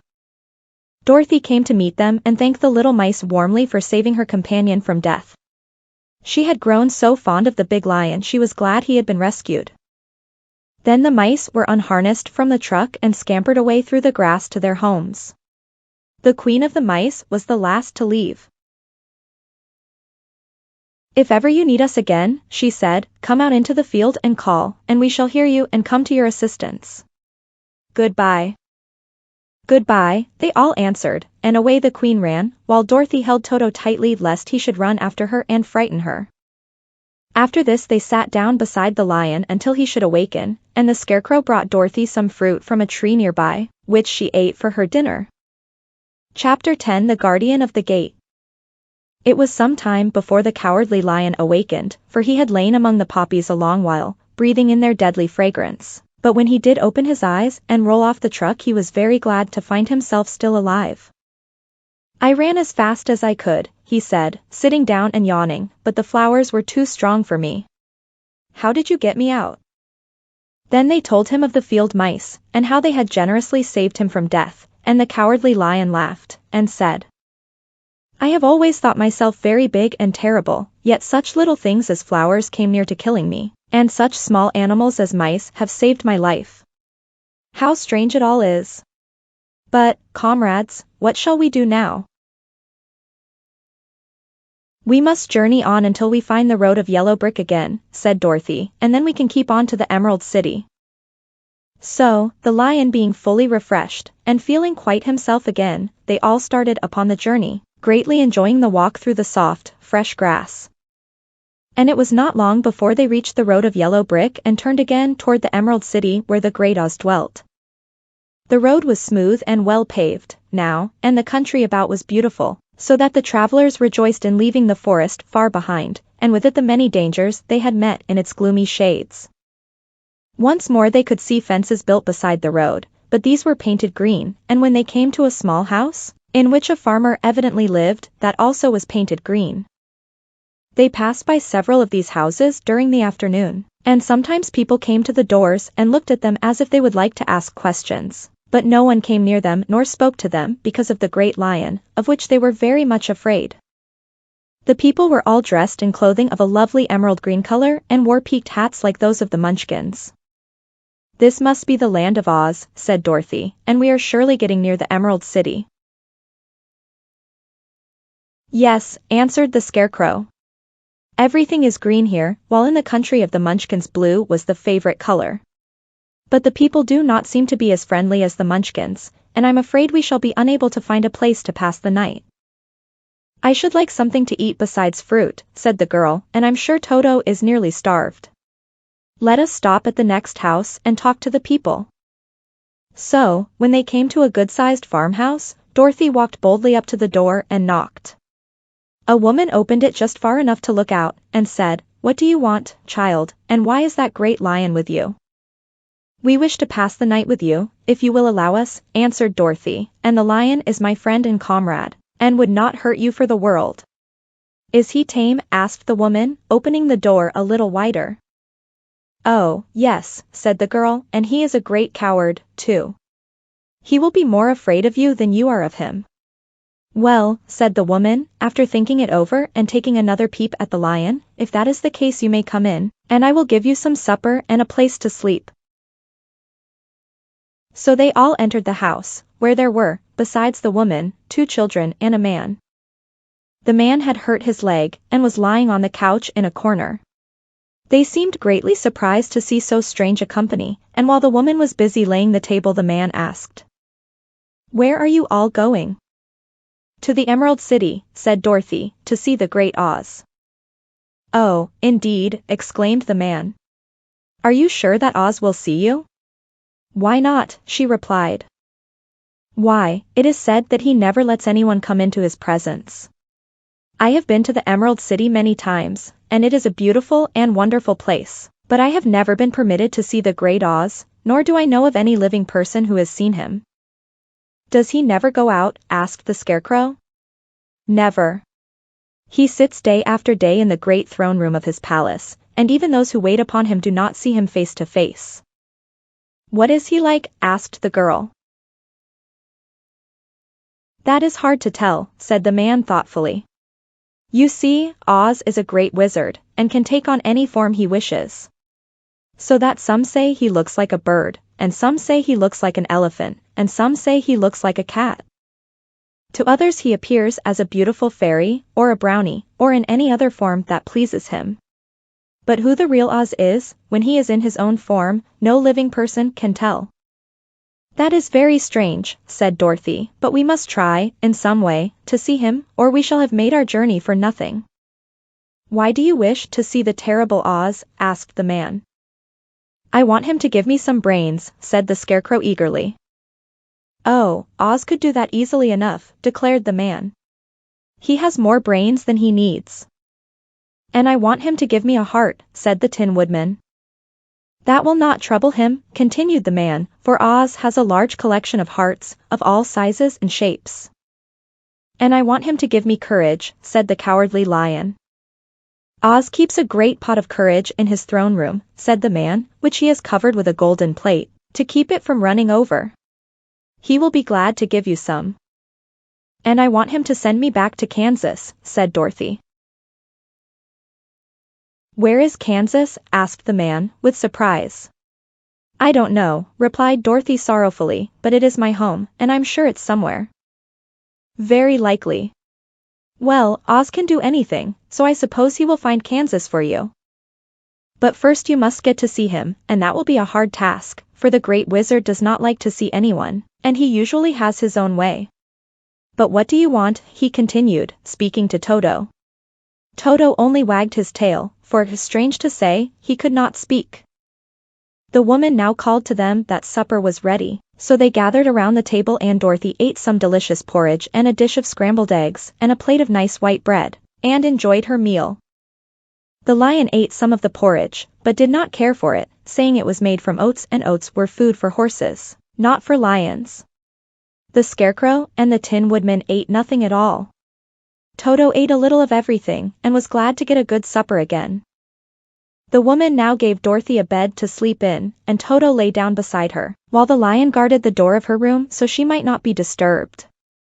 The Scarecrow and the Tin Woodman stood up in a corner and kept quiet all night, although of course they could not sleep. The next morning, as soon as the sun was up, they started on their way, and soon saw a beautiful green glow in the sky just before them. That must be the Emerald City, said Dorothy. As they walked on, the green glow became brighter and brighter, and it seemed that at last they were nearing the end of their travels. Yet it was afternoon before they came to the great wall that surrounded the city. It was high and thick and of a bright green color. In front of them, and at the end of the road of yellow brick, was a big gate, all studded with emeralds that glittered so in the sun that even the painted eyes of the Scarecrow were dazzled by their brilliancy.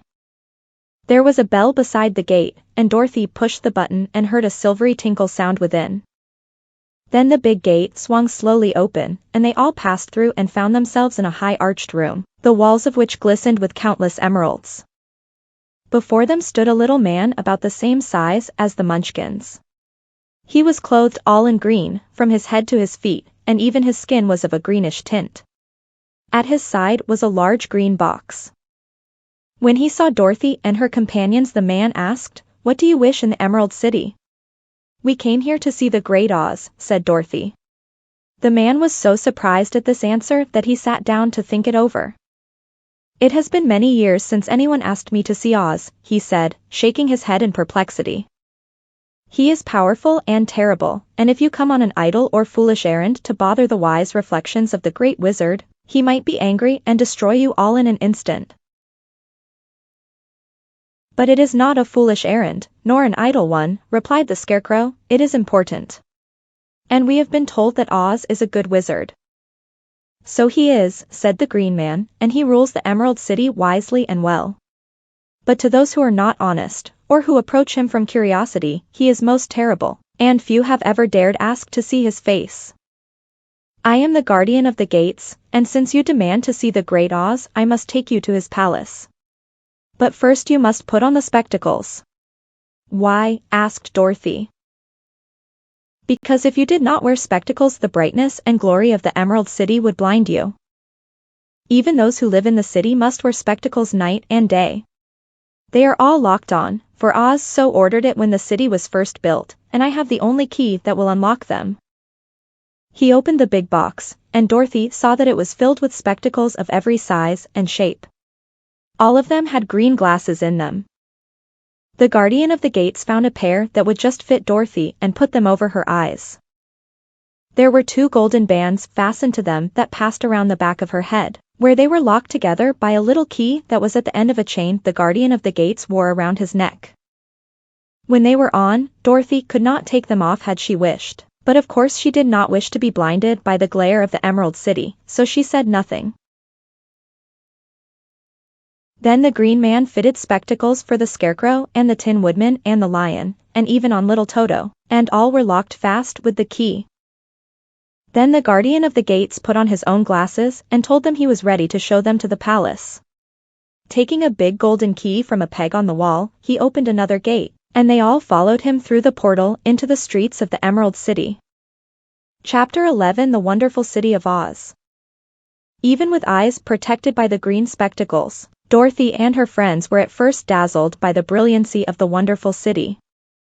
The streets were lined with beautiful houses, all built of green marble and studded everywhere with sparkling emeralds. They walked over a pavement of the same green marble, and where the blocks were joined together were rows of emeralds, set closely, and glittering in the brightness of the sun. The window panes were of green glass, even the sky above the city had a green tint, and the rays of the sun were green. There were many people, men, women, and children, walking about, and these were all dressed in green clothes, and had greenish skins. They looked at Dorothy and her strangely assorted company with wondering eyes, and the children all ran away and hid behind their mothers when they saw the lion, but no one spoke to them. Many shops stood in the street, and Dorothy saw that everything in them was green. Green candy and green popcorn were offered for sale, as well as green shoes, green hats, and green clothes of all sorts. At one place a man was selling green lemonade, and when the children bought it Dorothy could see that they paid for it with green pennies. There seemed to be no horses nor animals of any kind, the men carried things around in little green carts, which they pushed before them. Everyone seemed happy and contented and prosperous. The guardian of the gates led them through the streets until they came to a big building, exactly in the middle of the city, which was the Palace of Oz, the Great Wizard. There was a soldier before the door, dressed in a green uniform and wearing a long green beard. "Here are strangers," said the guardian of the gates to him, "and they demand to see the Great Oz." "Step inside," answered the soldier, "and I will carry your message to him." So they passed through the palace gates and were led into a big room with a green carpet and lovely green furniture set with emeralds. The soldier made them all wipe their feet upon a green mat before entering this room, and when they were seated he said politely, "Please make yourselves comfortable while I go to the door of the throne room and tell Oz you are here." They had to wait a long time before the soldier returned. When, at last, he came back, Dorothy asked, "Have you seen Oz?" "Oh, no," returned the soldier, "I have never seen him. But I spoke to him as he sat behind his screen and gave him your message. He said he will grant you an audience, if you so desire, but each one of you must enter his presence alone, and he will admit but one each day. Therefore, as you must remain in the palace for several days, I will have you shown to rooms where you may rest in comfort after your journey." "Thank you," replied the girl, "that is very kind of Oz." The soldier now blew upon a green whistle, and at once a young girl, dressed in a pretty green silk gown, entered the room. She had lovely green hair and green eyes, and she bowed low before Dorothy as she said, "Follow me and I will show you your room." So Dorothy said goodbye to all her friends except Toto, and taking the dog in her arms followed the green girl through 7 passages and up 3 flights of stairs until they came to a room at the front of the palace. It was the sweetest little room in the world, with a soft comfortable bed that had sheets of green silk and a green velvet counterpane. There was a tiny fountain in the middle of the room that shot a spray of green perfume into the air, to fall back into a beautifully carved green marble basin. Beautiful green flowers stood in the windows, and there was a shelf with a row of little green books. When Dorothy had time to open these books, she found them full of queer green pictures that made her laugh. They were so funny. In a wardrobe were many green dresses, made of silk and satin and velvet, and all of them fitted Dorothy exactly. "Make yourself perfectly at home," said the green girl, "and if you wish for anything, ring the bell. Oz will send for you tomorrow morning." She left Dorothy alone and went back to the others. These she also led to rooms, and each one of them found himself lodged in a very pleasant part of the palace. Of course this politeness was wasted on the Scarecrow, for when he found himself alone in his room he stood stupidly in one spot, just within the doorway, to wait till morning. It would not rest him to lie down, and he could not close his eyes, so he remained all night staring at a little spider which was weaving its web in a corner of the room, just as if it were not one of the most wonderful rooms in the world.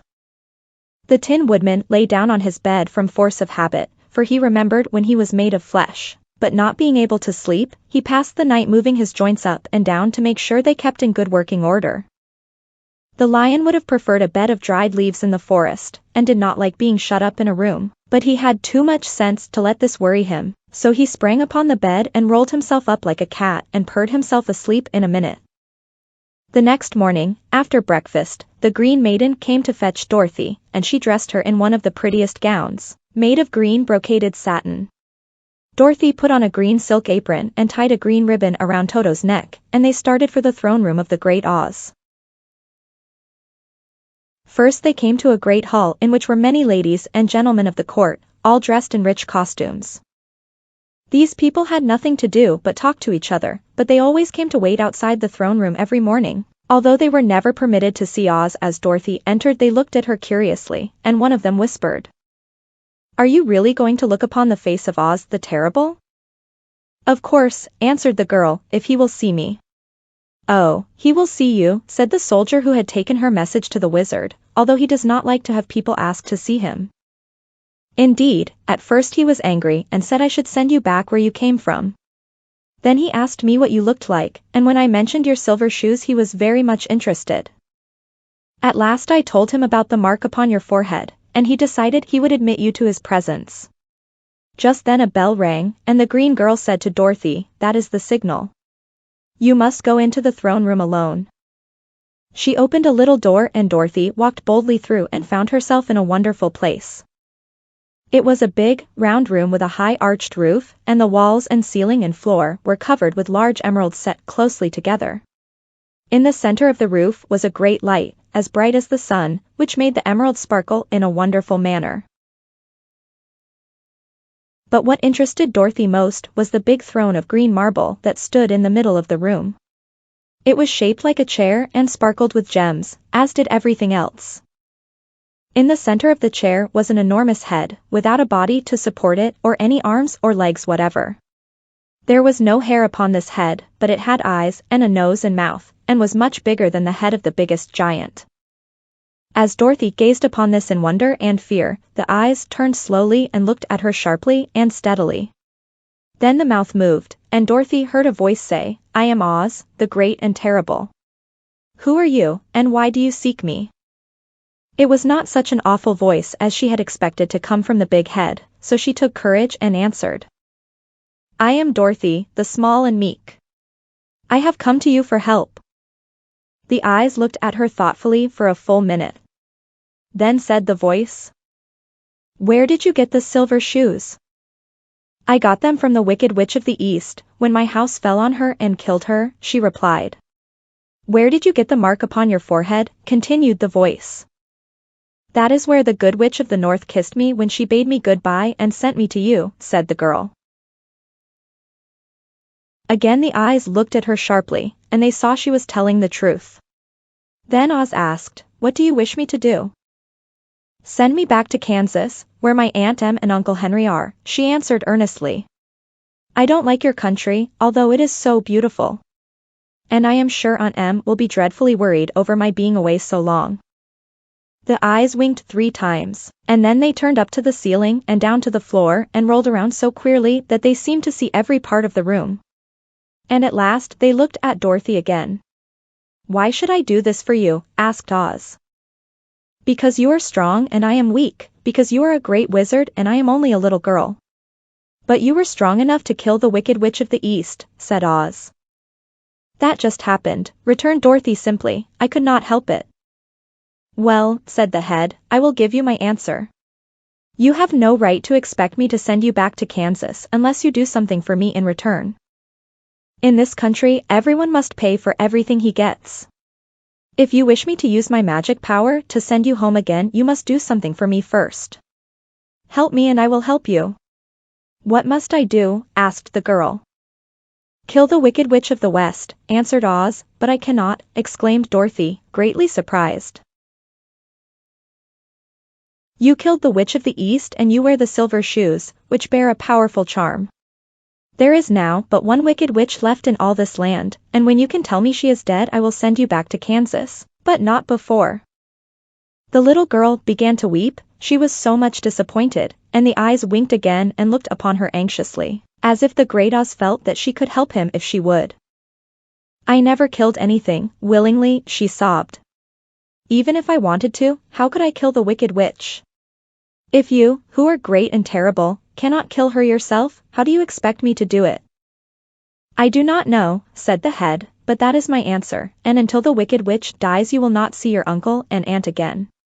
Remember that the witch is wicked, tremendously wicked, and ought to be killed. Now go, and do not ask to see me again until you have done your task." Sorrowfully Dorothy left the throne room and went back where the Lion and the Scarecrow and the Tin Woodman were waiting to hear what Oz had said to her. "There is no hope for me," she said sadly, "for Oz will not send me home until I have killed the Wicked Witch of the West, and that I can never do." Her friends were sorry, but could do nothing to help her, so Dorothy went to her own room and lay down on the bed and cried herself to sleep. The next morning the soldier with the green whiskers came to the Scarecrow and said, "Come with me, for Oz has sent for you." So the Scarecrow followed him and was admitted into the great throne room, where he saw, sitting in the emerald throne, a most lovely lady. She was dressed in green silk gauze, and wore upon her flowing green locks a crown of jewels. Growing from her shoulders were wings, gorgeous in color and so light that they fluttered if the slightest breath of air reached them. When the Scarecrow had bowed, as prettily as his straw stuffing would let him, before this beautiful creature, she looked upon him sweetly, and said, "I am Oz, the great and terrible. Who are you, and why do you seek me?" Now the Scarecrow, who had expected to see the great head Dorothy had told him of, was much astonished, but he answered her bravely. "I am only a scarecrow, stuffed with straw. Therefore I have no brains, and I come to you praying that you will put brains in my head instead of straw, so that I may become as much a man as any other in your dominions." "Why should I do this for you?" asked the lady. "Because you are wise and powerful, and no one else can help me," answered the Scarecrow. "I never grant favors without some return," said Oz, "but this much I will promise. If you will kill for me the Wicked Witch of the West, I will bestow upon you a great many brains, and such good brains that you will be the wisest man in all the land of Oz." "I thought you asked Dorothy to kill the witch," said the Scarecrow, in surprise. "So I did. I don't care who kills her. But until she is dead I will not grant your wish. Now go, and do not seek me again until you have earned the brains you so greatly desire." The Scarecrow went sorrowfully back to his friends, and told them what Oz had said, and Dorothy was surprised to find that the great wizard was not a head, as she had seen him, but a lovely lady. "All the same," said the Scarecrow, "she needs a heart as much as the Tin Woodman." On the next morning the soldier with the green whiskers came to the Tin Woodman and said, "Oz has sent for you. Follow me." So the Tin Woodman followed him and came to the great throne room. He did not know whether he would find Oz a lovely lady or a head, but he hoped it would be the lovely lady. For, he said to himself, if it is the head, I am sure I shall not be given a heart, since a head has no heart of its own and therefore cannot feel for me. But if it is the lovely lady I shall beg hard for a heart, for all ladies are themselves said to be kindly-hearted. But when the Woodman entered the great throne room he saw neither the head nor the lady, for Oz had taken the shape of a most terrible beast. It was nearly as big as an elephant, and the green throne seemed hardly strong enough to hold its weight. The beast had a head like that of a rhinoceros, only there were 5 eyes in its face. There were 5 long arms growing out of its body, and it also had 5 long, slim legs. Thick, woolly hair covered every part of it, and a more dreadful-looking monster could not be imagined. It was fortunate the Tin Woodman had no heart at that moment, for it would have beat loud and fast from terror. But being only tin, the Woodman was not at all afraid, although he was much disappointed. I am Oz, the great and terrible, spoke the beast, in a voice that was one great roar. Who are you, and why do you seek me? I am a woodman, and made of tin. Therefore I have no heart, and cannot love. I pray you to give me a heart that I may be as other men are. Why should I do this? Demanded the beast. Because I ask it, and you alone can grant my request, answered the Woodman. Oz gave a low growl at this, but said, gruffly, if you indeed desire a heart, you must earn it. How? Asked the Woodman. Help Dorothy to kill the Wicked Witch of the West, replied the beast. When the witch is dead, come to me, and I will then give you the biggest and kindest and most loving heart in all the land of Oz. So the Tin Woodman was forced to return sorrowfully to his friends and tell them of the terrible beast he had seen. They all wondered greatly at the many forms the great wizard could take upon himself, and the Lion said, if he is a beast when I go to see him, I shall roar my loudest, and so frighten him that he will grant all I ask. And if he is the lovely lady, I shall pretend to spring upon her, and so compel her to do my bidding. And if he is the great head, he will be at my mercy, for I will roll this head all about the room until he promises to give us what we desire. So be of good cheer, my friends, for all will yet be well. The next morning the soldier with the green whiskers led the Lion to the great throne room and bade him enter the presence of Oz. The Lion at once passed through the door, and glancing around saw, to his surprise, that before the throne was a ball of fire, so fierce and glowing he could scarcely bear to gaze upon it. His first thought was that Oz had by accident caught on fire and was burning up, but when he tried to go nearer, the heat was so intense that it singed his whiskers, and he crept back tremblingly to a spot nearer the door. Then a low, quiet voice came from the ball of fire, and these were the words it spoke. I am Oz, the great and terrible. Who are you, and why do you seek me? And the Lion answered, I am a cowardly lion, afraid of everything. I came to you to beg that you give me courage, so that in reality I may become the king of beasts, as men call me. Why should I give you courage? Demanded Oz. Because of all wizards you are the greatest, and alone have power to grant my request, answered the Lion. The ball of fire burned fiercely for a time, and the voice said, bring me proof that the Wicked Witch is dead, and that moment I will give you courage. But as long as the witch lives, you must remain a coward. The Lion was angry at this speech, but could say nothing in reply, and while he stood silently gazing at the ball of fire it became so furiously hot that he turned tail and rushed from the room. He was glad to find his friends waiting for him, and told them of his terrible interview with the wizard. What shall we do now? Asked Dorothy sadly. There is only one thing we can do, returned the Lion, and that is to go to the land of the Winkies, seek out the Wicked Witch, and destroy her. But suppose we cannot, said the girl. Then I shall never have courage, declared the Lion. And I shall never have brains, added the Scarecrow.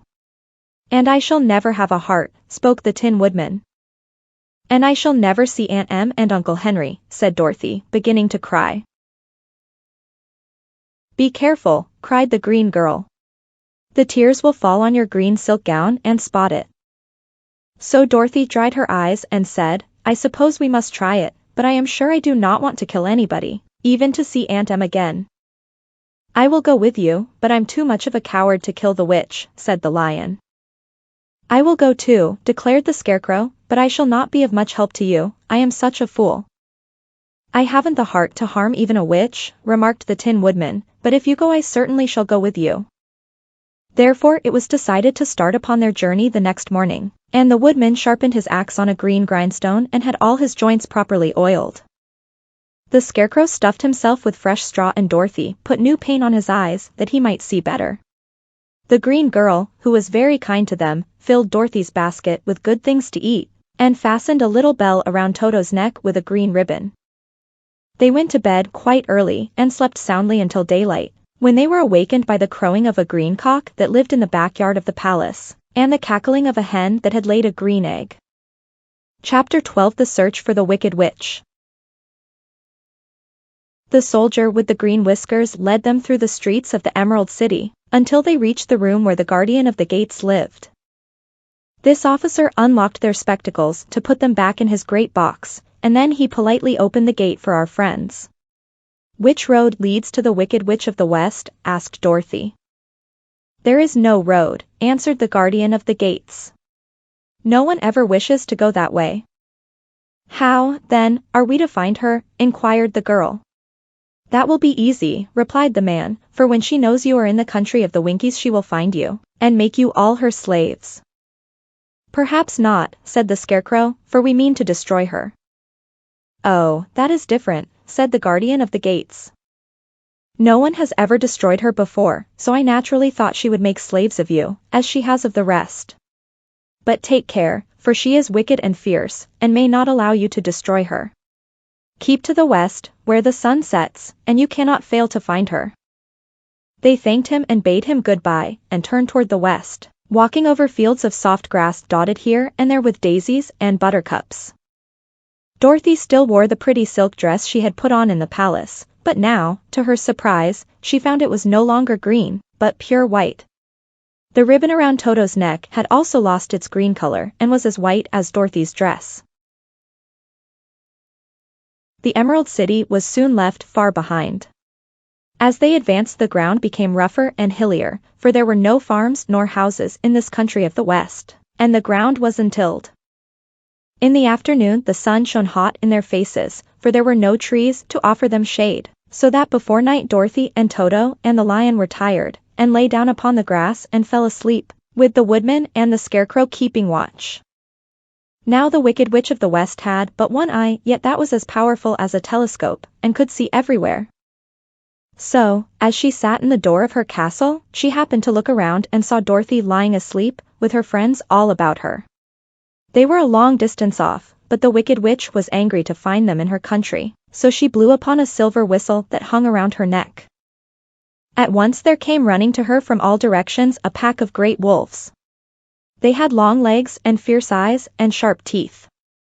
Go to those people, said the witch, and tear them to pieces.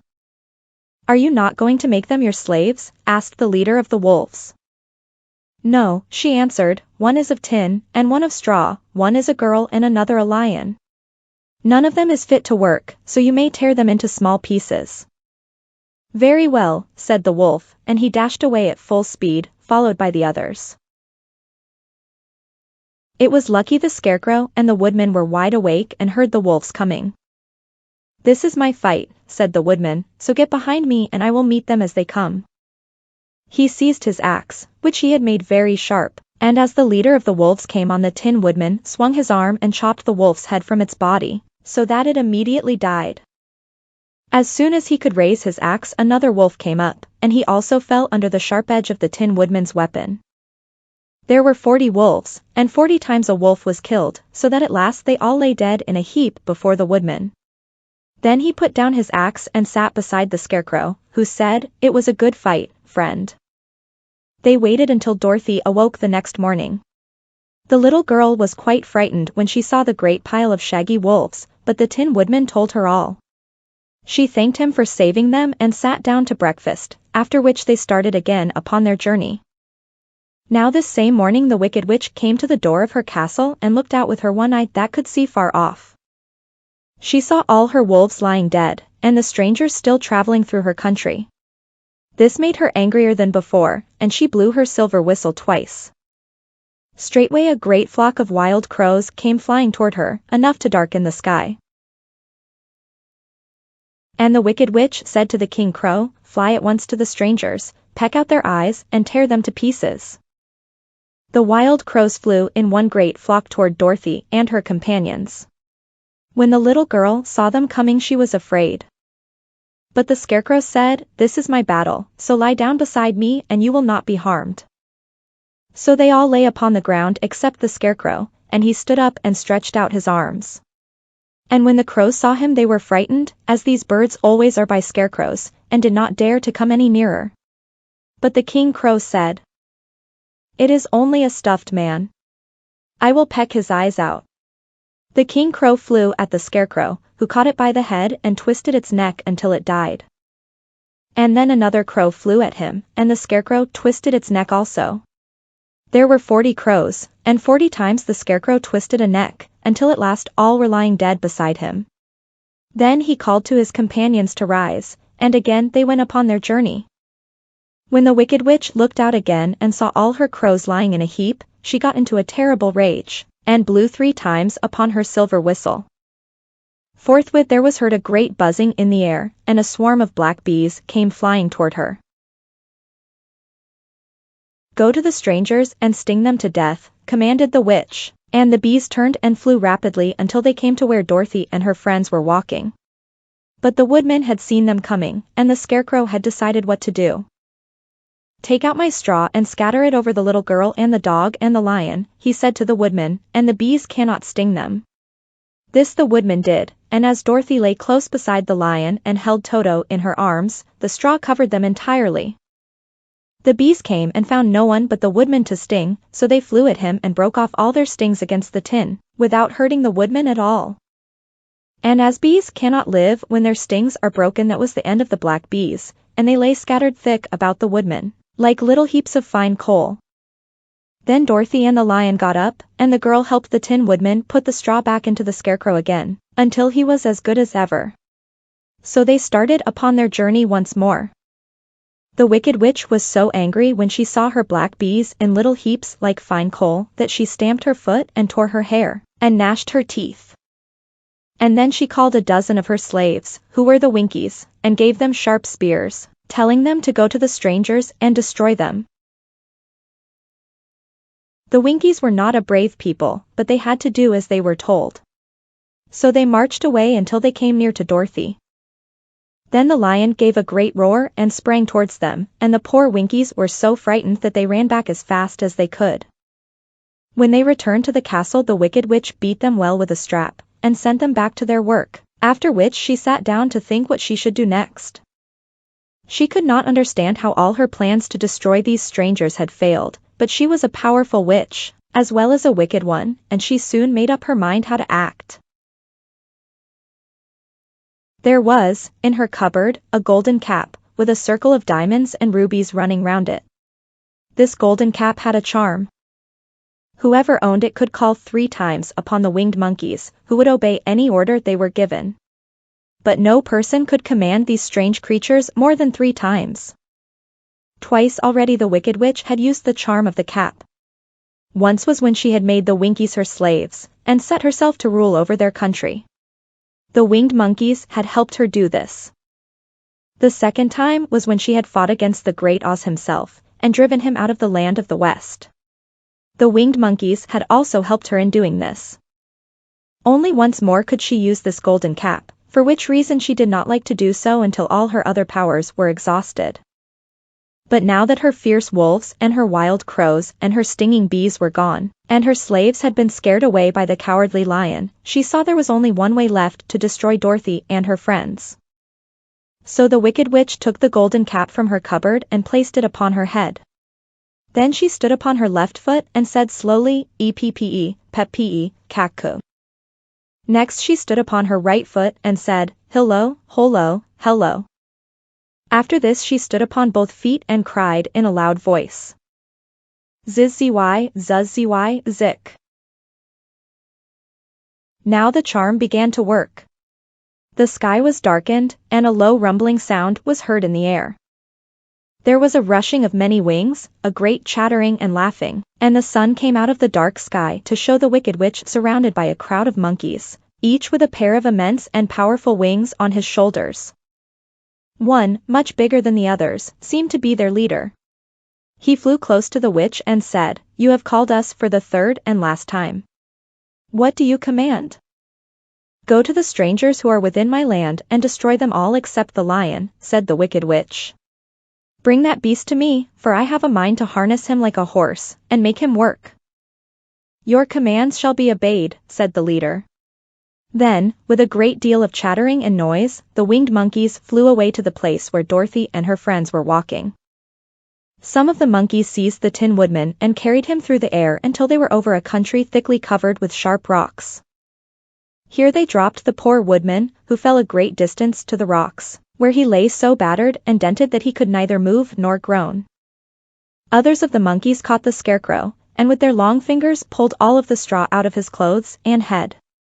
They made his hat and boots and clothes into a small bundle and threw it into the top branches of a tall tree. The remaining monkeys threw pieces of stout rope around the lion and wound many coils about his body and head and legs, until he was unable to bite or scratch or struggle in any way. Then they lifted him up and flew away with him to the witch's castle, where he was placed in a small yard with a high iron fence around it, so that he could not escape. But Dorothy they did not harm at all. She stood, with Toto in her arms, watching the sad fate of her comrades and thinking it would soon be her turn. The leader of the winged monkeys flew up to her, his long, hairy arms stretched out and his ugly face grinning terribly, but he saw the mark of the good witch's kiss upon her forehead and stopped short, motioning the others not to touch her. "We dare not harm this little girl," he said to them, "for she is protected by the power of good, and that is greater than the power of evil. All we can do is to carry her to the castle of the wicked witch and leave her there." So, carefully and gently, they lifted Dorothy in their arms and carried her swiftly through the air until they came to the castle, where they set her down upon the front doorstep. Then the leader said to the witch, "We have obeyed you as far as we were able. The Tin Woodman and the Scarecrow are destroyed, and the lion is tied up in your yard. The little girl we dare not harm, nor the dog she carries in her arms. Your power over our band is now ended, and you will never see us again." Then all the winged monkeys, with much laughing and chattering and noise, flew into the air and were soon out of sight. The wicked witch was both surprised and worried when she saw the mark on Dorothy's forehead, for she knew well that neither the winged monkeys nor she, herself, dare hurt the girl in any way. She looked down at Dorothy's feet, and seeing the silver shoes, began to tremble with fear, for she knew what a powerful charm belonged to them. At first the witch was tempted to run away from Dorothy, but she happened to look into the child's eyes and saw how simple the soul behind them was, and that the little girl did not know of the wonderful power the silver shoes gave her. So the wicked witch laughed to herself, and thought, "I can still make her my slave, for she does not know how to use her power." Then she said to Dorothy, harshly and severely, "Come with me, and see that you mind everything I tell you, for if you do not I will make an end of you, as I did of the Tin Woodman and the Scarecrow." Dorothy followed her through many of the beautiful rooms in her castle until they came to the kitchen, where the witch bade her clean the pots and kettles and sweep the floor and keep the fire fed with wood. Dorothy went to work meekly, with her mind made up to work as hard as she could, for she was glad the wicked witch had decided not to kill her. With Dorothy hard at work, the witch thought she would go into the courtyard and harness the cowardly lion like a horse. It would amuse her, she was sure, to make him draw her chariot whenever she wished to go to drive. But as she opened the gate the lion gave a loud roar and bounded at her so fiercely that the witch was afraid, and ran out and shut the gate again. "If I cannot harness you," said the witch to the lion, speaking through the bars of the gate, "I can starve you. You shall have nothing to eat until you do as I wish." So after that she took no food to the imprisoned lion, but every day she came to the gate at noon and asked, "Are you ready to be harnessed like a horse?" And the lion would answer, "No. If you come in this yard, I will bite you."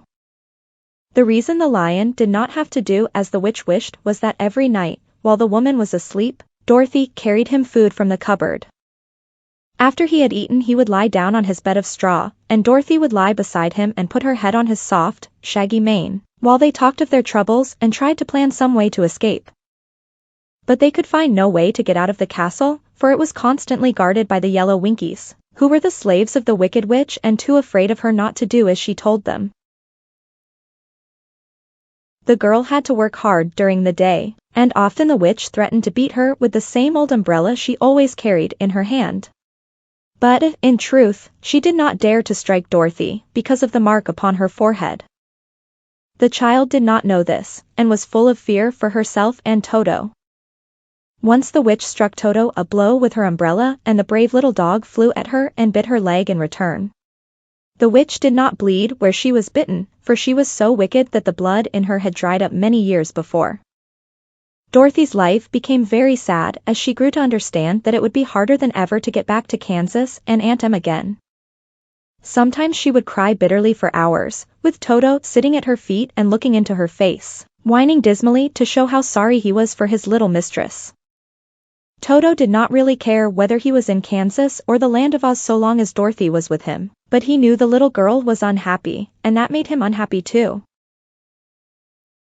Now the wicked witch had a great longing to have for her own the silver shoes which the girl always wore. Her bees and her crows and her wolves were lying in heaps and drying up, and she had used up all the power of the golden cap, but if she could only get hold of the silver shoes, they would give her more power than all the other things she had lost. She watched Dorothy carefully, to see if she ever took off her shoes, thinking she might steal them. But the child was so proud of her pretty shoes that she never took them off except at night and when she took her bath.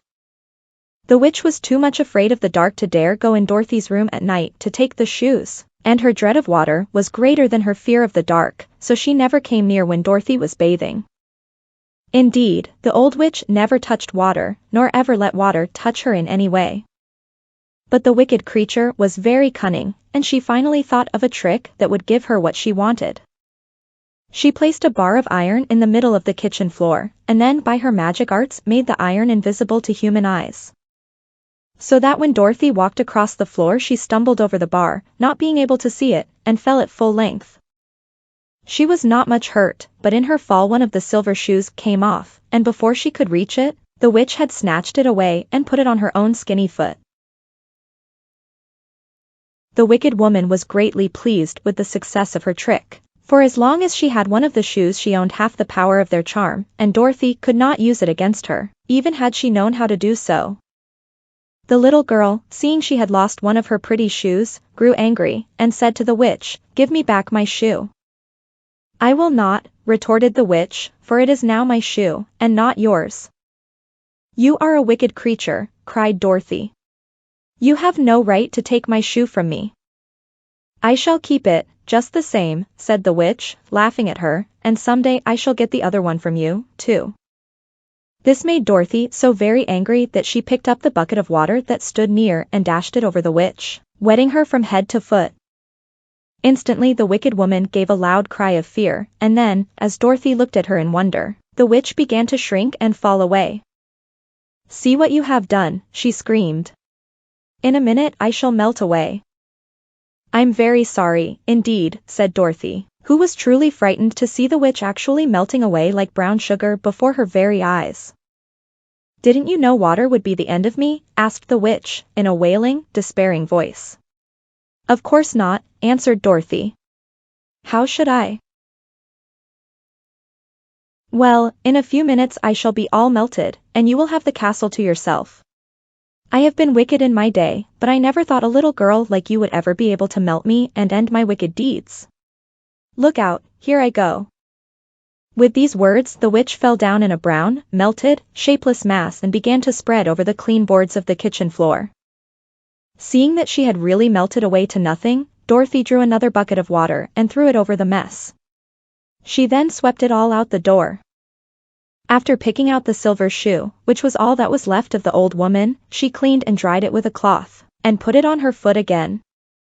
Then, being at last free to do as she chose, she ran out to the courtyard to tell the lion that the Wicked Witch of the West had come to an end, and that they were no longer prisoners in a strange land.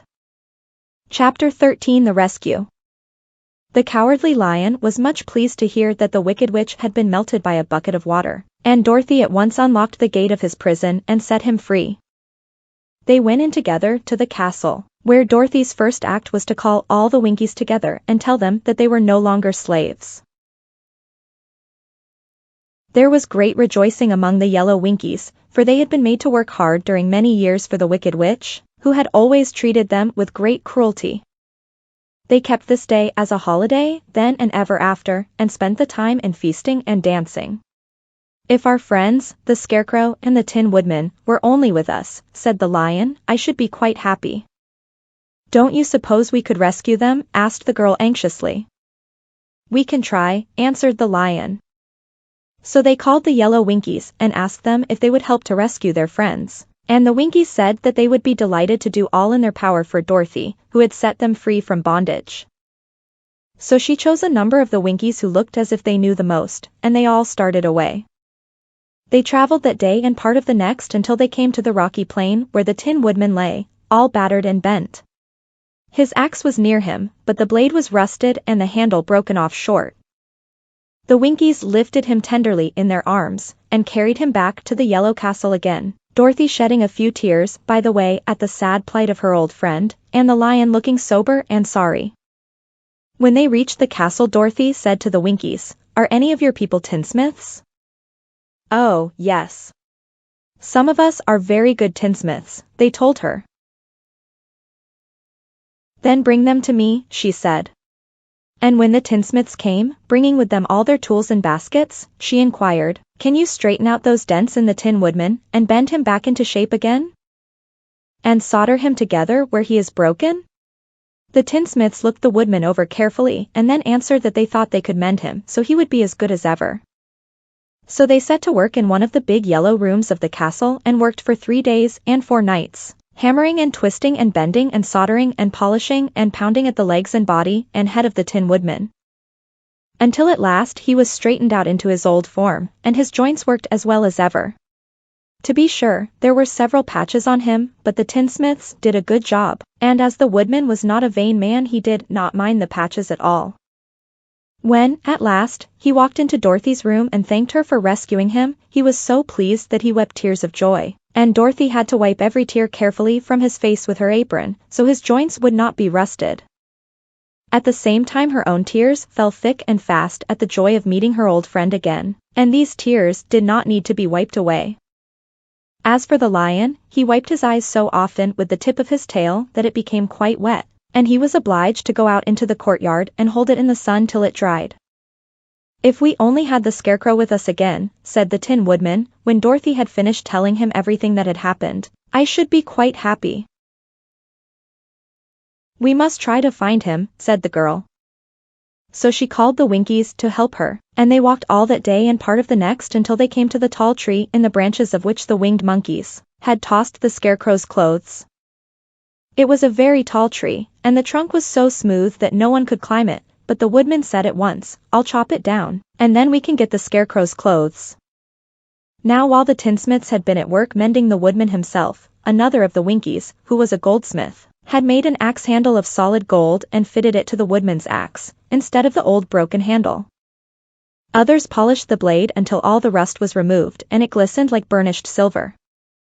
As soon as he had spoken, the Tin Woodman began to chop, and in a short time the tree fell over with a crash, whereupon the Scarecrow's clothes fell out of the branches and rolled off on the ground. Dorothy picked them up and had the Winkies carry them back to the castle, where they were stuffed with nice, clean straw, and behold!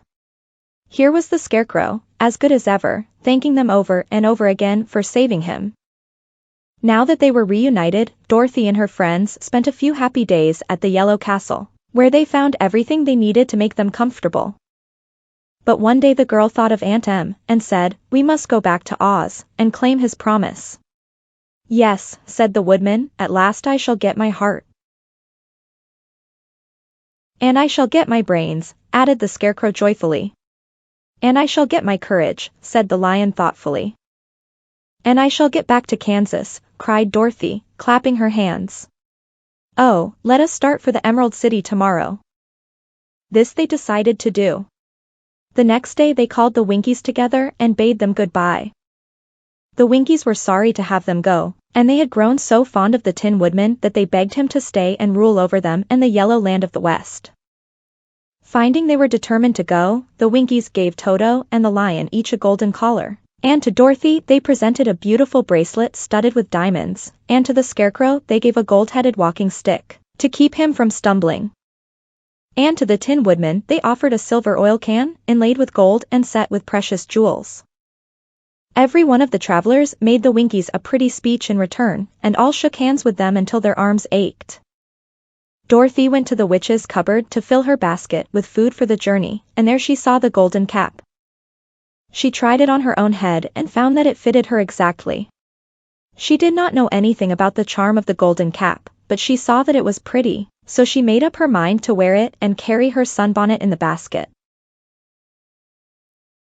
Then, being prepared for the journey, they all started for the Emerald City, and the Winkies gave them 3 cheers and many good wishes to carry with them.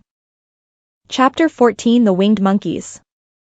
You will remember there was no road, not even a pathway, between the castle of the Wicked Witch and the Emerald City. When the 4 travelers went in search of the witch, she had seen them coming, and so sent the winged monkeys to bring them to her. It was much harder to find their way back through the big fields of buttercups and yellow daisies than it was being carried. They knew, of course, they must go straight east, toward the rising sun, and they started off in the right way. But at noon, when the sun was over their heads, they did not know which was east and which was west, and that was the reason they were lost in the great fields. They kept on walking, however, and at night the moon came out and shone brightly. So they lay down among the sweet-smelling yellow flowers and slept soundly until morning, all but the Scarecrow and the Tin Woodman. The next morning the sun was behind a cloud, but they started on, as if they were quite sure which way they were going. If we walk far enough, said Dorothy, I am sure we shall sometime come to some place. But day by day passed away, and they still saw nothing before them but the scarlet fields. The Scarecrow began to grumble a bit. We have surely lost our way, he said, and unless we find it again in time to reach the Emerald City, I shall never get my brains. Nor I my heart, declared the Tin Woodman. It seems to me I can scarcely wait till I get to Oz, and you must admit this is a very long journey. You see, said the Cowardly Lion, with a whimper, I haven't the courage to keep tramping forever, without getting anywhere at all. Then Dorothy lost heart.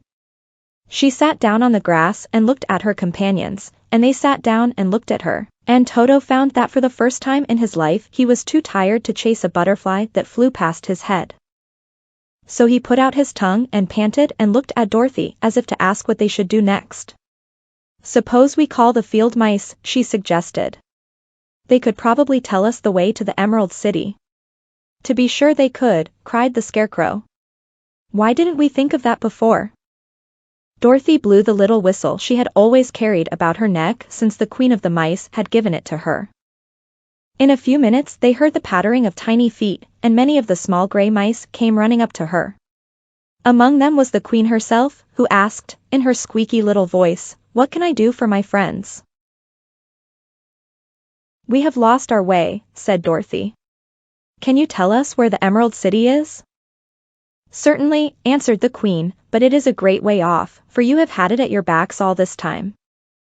Then she noticed Dorothy's golden cap, and said, Why don't you use the charm of the cap, and call the winged monkeys to you?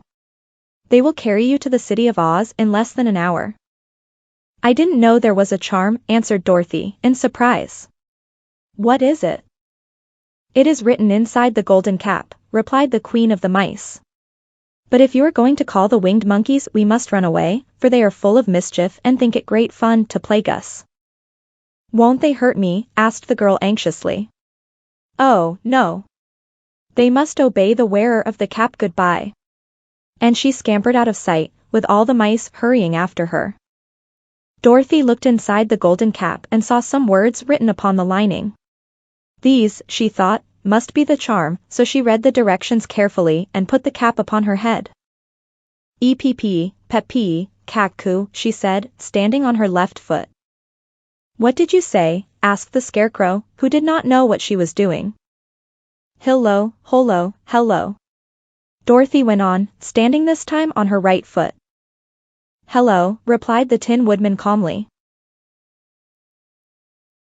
Zizzy, zuzzy, zik, said Dorothy, who was now standing on both feet. This ended the saying of the charm, and they heard a great chattering and flapping of wings, as the band of winged monkeys flew up to them. The king bowed low before Dorothy, and asked, "What is your command?" "We wish to go to the Emerald City," said the child, "and we have lost our way." "We will carry you," replied the king, and no sooner had he spoken than two of the monkeys caught Dorothy in their arms and flew away with her. Others took the Scarecrow and the Woodman and the lion, and one little monkey seized Toto and flew after them, although the dog tried hard to bite him. The Scarecrow and the Tin Woodman were rather frightened at first, for they remembered how badly the winged monkeys had treated them before, but they saw that no harm was intended, so they rode through the air quite cheerfully, and had a fine time looking at the pretty gardens and woods far below them. Dorothy found herself riding easily between two of the biggest monkeys, one of them the king himself.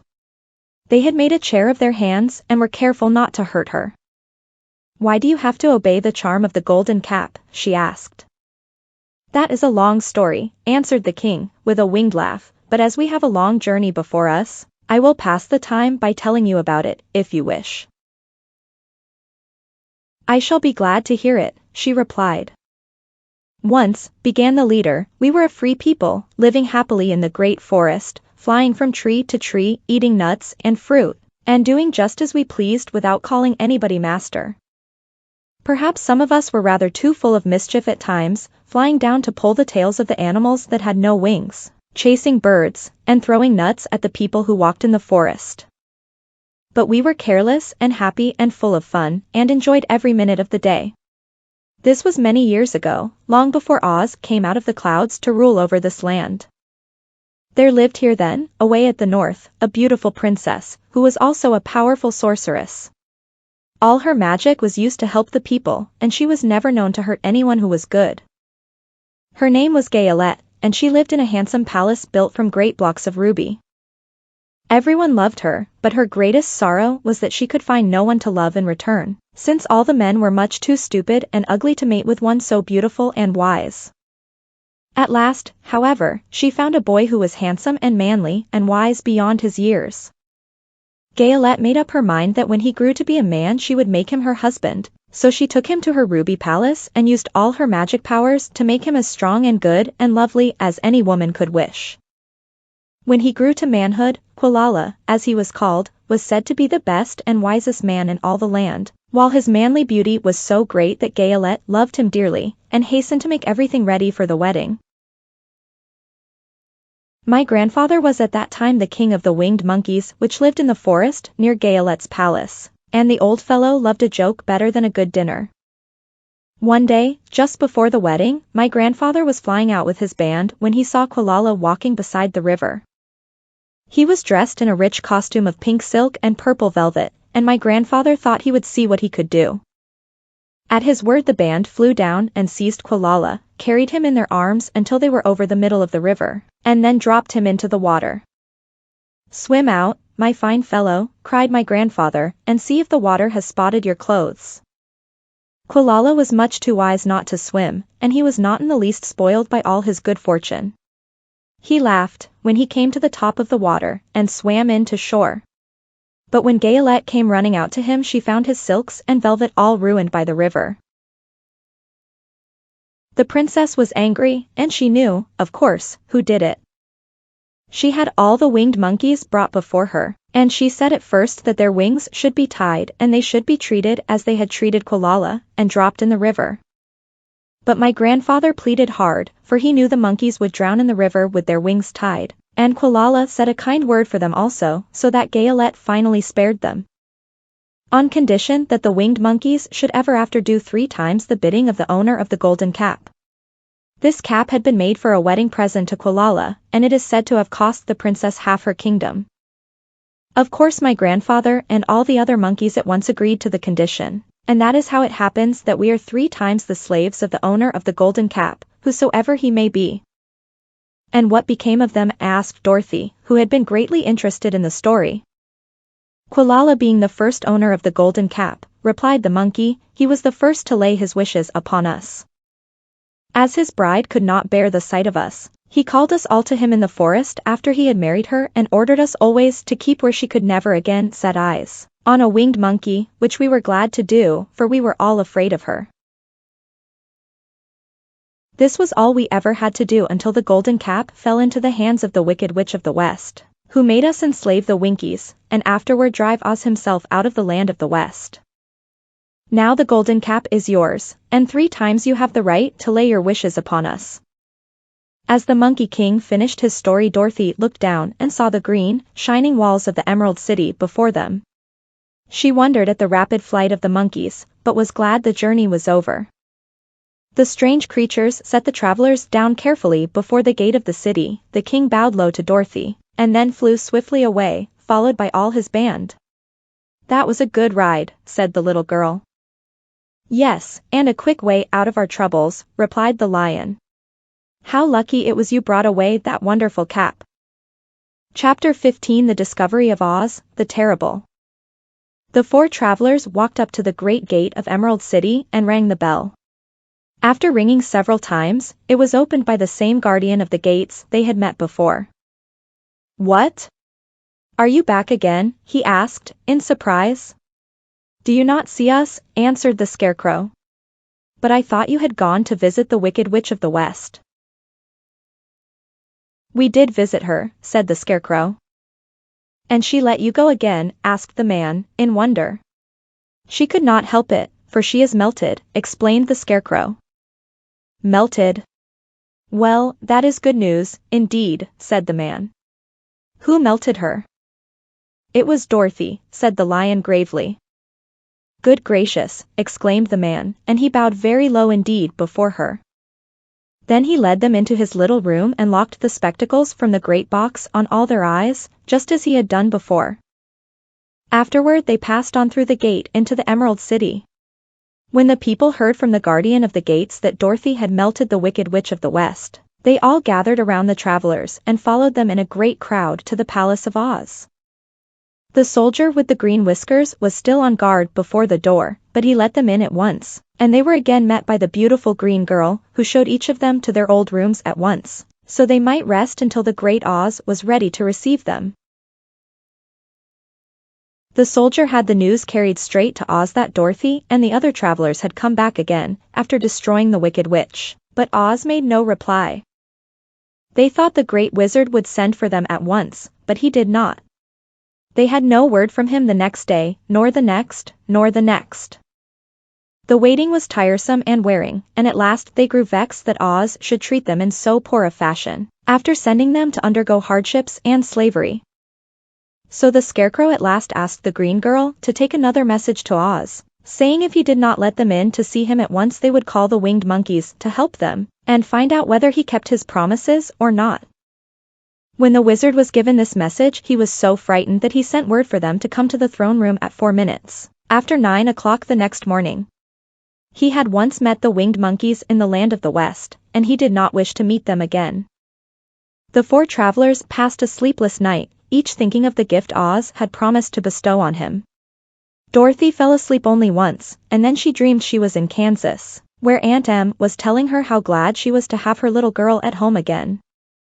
Promptly at 9 o'clock the next morning the green-whiskered soldier came to them, and 4 minutes later they all went into the throne room of the great Oz.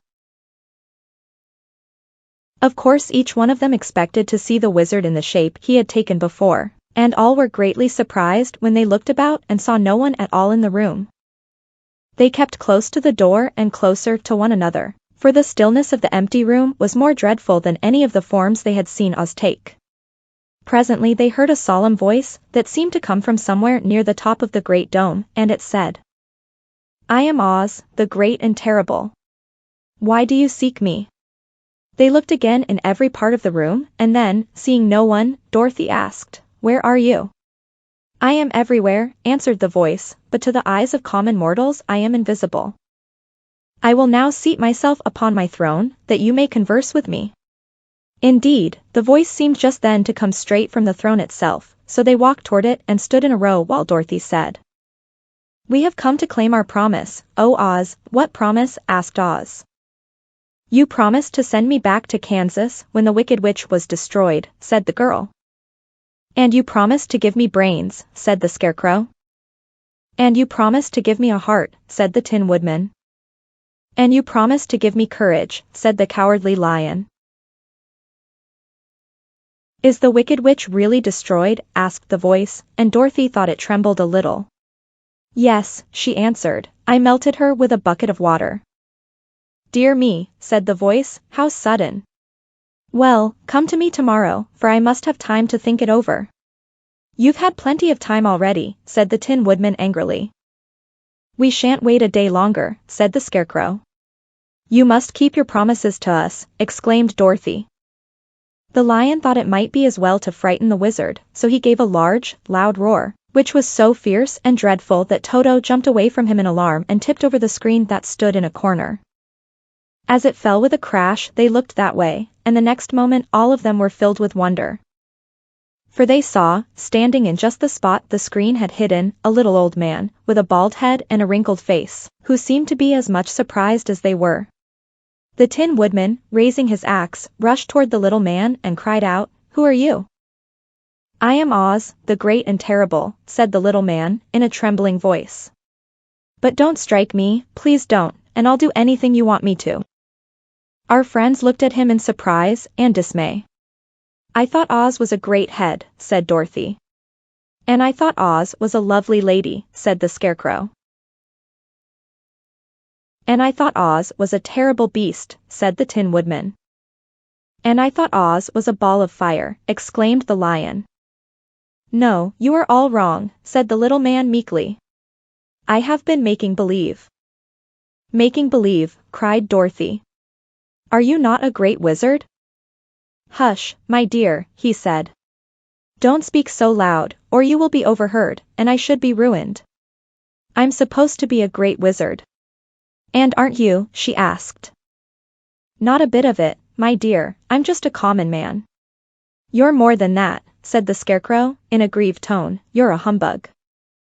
Exactly so, declared the little man, rubbing his hands together as if it pleased him. I am a humbug. But this is terrible, said the Tin Woodman.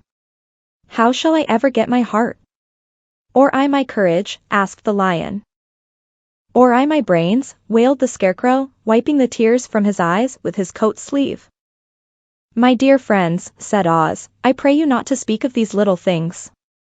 Think of me, and the terrible trouble I'm in at being found out. Doesn't anyone else know you're a humbug? Asked Dorothy. No one knows it but you four, and myself, replied Oz. I have fooled everyone so long that I thought I should never be found out. It was a great mistake my ever letting you into the throne room. Usually I will not see even my subjects, and so they believe I am something terrible. But, I don't understand, said Dorothy, in bewilderment. How was it that you appeared to me as a great head?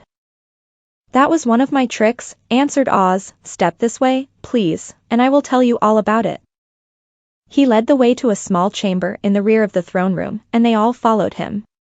He pointed to one corner, in which lay the great head, made out of many thicknesses of paper, and with a carefully painted face.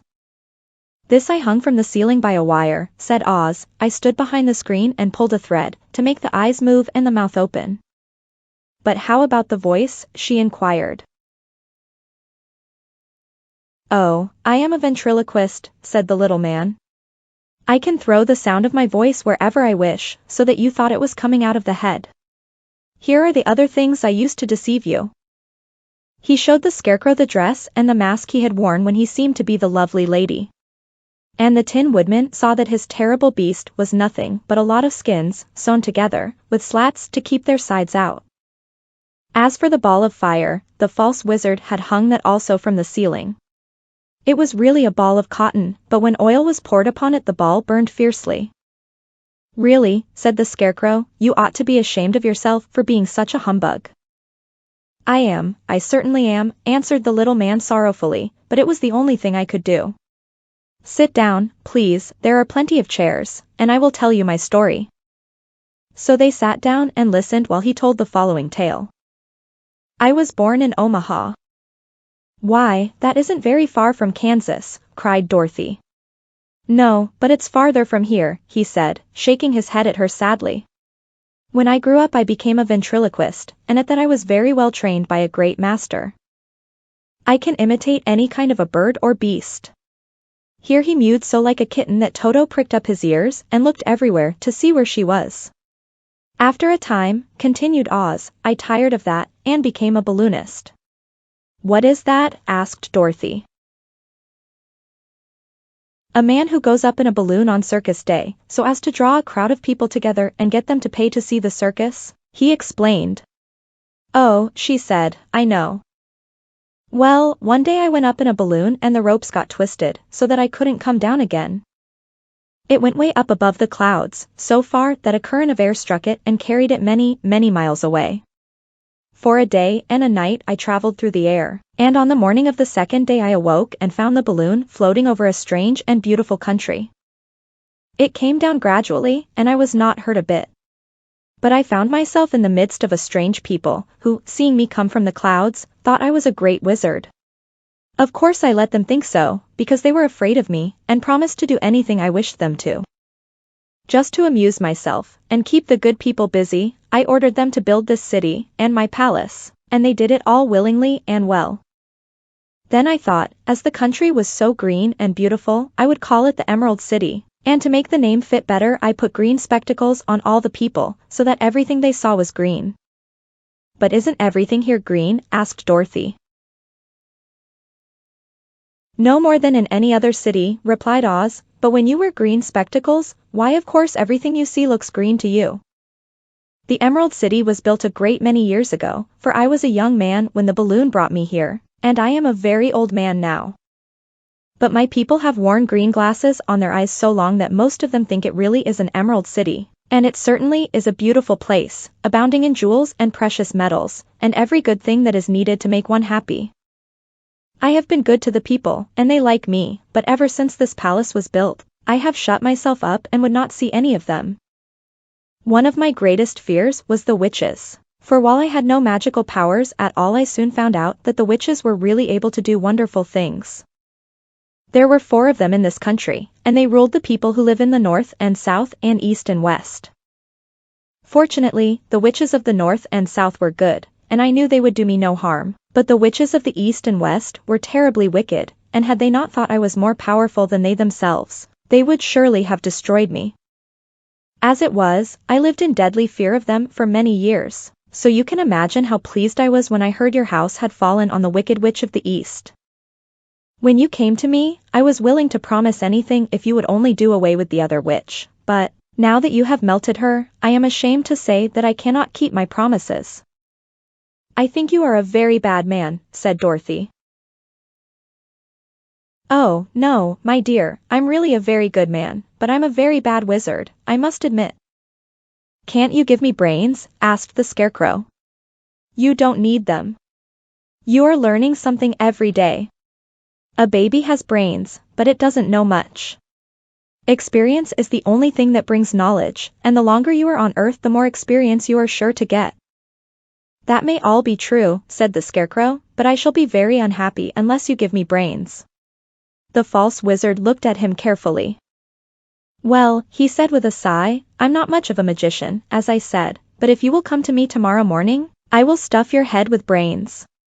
I cannot tell you how to use them, however, you must find that out for yourself. Oh, thank you, cried the Scarecrow. I'll find a way to use them, never fear. But how about my courage? Asked the Lion anxiously. You have plenty of courage, I am sure, answered Oz. All you need is confidence in yourself. There is no living thing that is not afraid when it faces danger. The true courage is in facing danger when you are afraid, and that kind of courage you have in plenty. Perhaps I have, but I'm scared just the same, said the Lion. I shall really be very unhappy unless you give me the sort of courage that makes one forget he is afraid. Very well, I will give you that sort of courage tomorrow, replied Oz. How about my heart? Asked the Tin Woodman. Why, as for that, answered Oz, I think you are wrong to want a heart. It makes most people unhappy. If you only knew it, you are in luck not to have a heart. That must be a matter of opinion, said the Tin Woodman. For my part, I will bear all the unhappiness without a murmur if you will give me the heart. Very well, answered Oz meekly. Come to me tomorrow and you shall have a heart. I have played wizard for so many years that I may as well continue the part a little longer. And now, said Dorothy, how am I to get back to Kansas? We shall have to think about that, replied the little man. Give me 2 or 3 days to consider the matter and I'll try to find a way to carry you over the desert. In the meantime you shall all be treated as my guests, and while you live in the palace my people will wait upon you and obey your slightest wish. There is only one thing I ask in return for my help, such as it is. You must keep my secret and tell no one I am a humbug. They agreed to say nothing of what they had learned, and went back to their rooms in high spirits. Even Dorothy had hoped that, the great and terrible humbug, as she called him, would find a way to send her back to Kansas, and if he did she was willing to forgive him everything. Chapter 16 The Magic Art of the Great Humbug. Next morning the Scarecrow said to his friends, "Congratulate me. I am going to Oz to get my brains at last. When I return I shall be as other men are." "I have always liked you as you were," said Dorothy simply. "It is kind of you to like a scarecrow," he replied.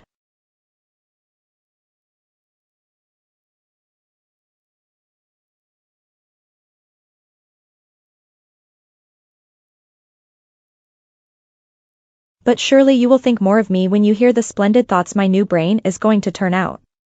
Then he said goodbye to them all in a cheerful voice and went to the throne room, where he rapped upon the door. "Come in," said Oz. The Scarecrow went in and found the little man sitting down by the window, engaged in deep thought. "I have come for my brains," remarked the Scarecrow, a little uneasily. "Oh, yes, sit down in that chair, please," replied Oz. "You must excuse me for taking your head off, but I shall have to do it in order to put your brains in their proper place." "That's all right," said the Scarecrow. "You are quite welcome to take my head off, as long as it will be a better one when you put it on again." So the wizard unfastened his head and emptied out the straw. Then he entered the back room and took up a measure of bran, which he mixed with a great many pins and needles. Having shaken them together thoroughly, he filled the top of the Scarecrow's head with the mixture and stuffed the rest of the space with straw, to hold it in place. When he had fastened the Scarecrow's head on his body again, he said to him, "Hereafter you will be a great man, for I have given you a lot of brand new brains." The Scarecrow was both pleased and proud at the fulfillment of his greatest wish, and having thanked Oz warmly he went back to his friends. Dorothy looked at him curiously. His head was quite bulged out at the top with brains. "How do you feel?" she asked. "I feel wise indeed," he answered earnestly. "When I get used to my brains I shall know everything." "Why are those needles and pins sticking out of your head?" asked the Tin Woodman. "That is proof that he is sharp," remarked the Lion. "Well, I must go to Oz and get my heart," said the Woodman. So he walked to the throne room and knocked at the door. "Come in," called Oz, and the Woodman entered and said, "I have come for my heart." "Very well," answered the little man. "But I shall have to cut a hole in your breast, so I can put your heart in the right place. I hope it won't hurt you." "Oh, no," answered the Woodman. "I shall not feel it at all." So Oz brought a pair of tinsmith's shears and cut a small, square hole in the left side of the Tin Woodman's breast. Then, going to a chest of drawers, he took out a pretty heart, made entirely of silk and stuffed with sawdust. "Isn't it a beauty?" he asked. "It is, indeed," replied the Woodman, who was greatly pleased. "But is it a kind heart?" "Oh, very," answered Oz. He put the heart in the Woodman's breast and then replaced the square of tin, soldering it neatly together where it had been cut. "There," said he, "now you have a heart that any man might be proud of." "I'm sorry I had to put a patch on your breast, but it really couldn't be helped." "Never mind the patch," exclaimed the happy Woodman. "I am very grateful to you, and shall never forget your kindness." "Don't speak of it," replied Oz. Then the Tin Woodman went back to his friends, who wished him every joy on account of his good fortune. The Lion now walked to the throne room and knocked at the door. "Come in," said Oz. "I have come for my courage," announced the Lion, entering the room. "Very well," answered the little man, "I will get it for you." He went to a cupboard and reaching up to a high shelf took down a square green bottle, the contents of which he poured into a green gold dish, beautifully carved. Placing this before the cowardly lion, who sniffed at it as if he did not like it, the wizard said, "Drink." "What is it?" asked the lion. "Well," answered Oz, "if it were inside of you, it would be courage.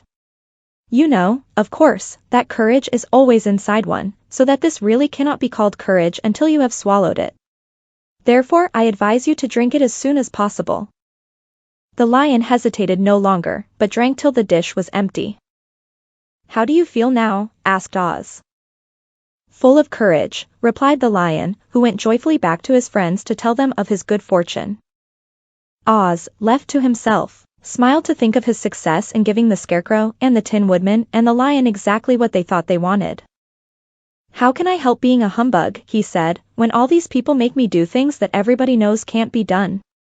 It was easy to make the Scarecrow and the lion and the Woodman happy, because they imagined I could do anything. But it will take more than imagination to carry Dorothy back to Kansas, and I'm sure I don't know how it can be done. Chapter 17 How the Balloon Was Launched.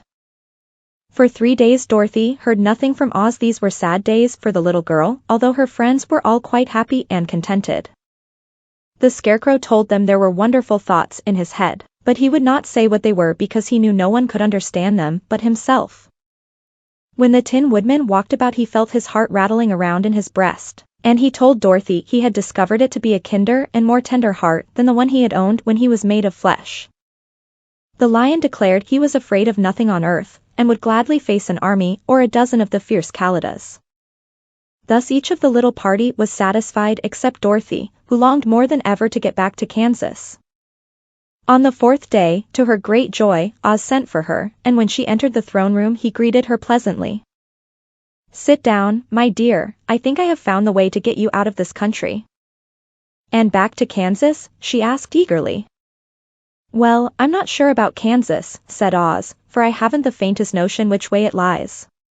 But the first thing to do is to cross the desert, and then it should be easy to find your way home." "How can I cross the desert?" she inquired. "Well, I'll tell you what I think," said the little man. "You see, when I came to this country it was in a balloon. You also came through the air, being carried by a cyclone. So I believe the best way to get across the desert will be through the air. Now, it is quite beyond my powers to make a cyclone, but I've been thinking the matter over, and I believe I can make a balloon." "How?" asked Dorothy. "A balloon," said Oz, "is made of silk, which is coated with glue to keep the gas in it. I have plenty of silk in the palace, so it will be no trouble to make the balloon.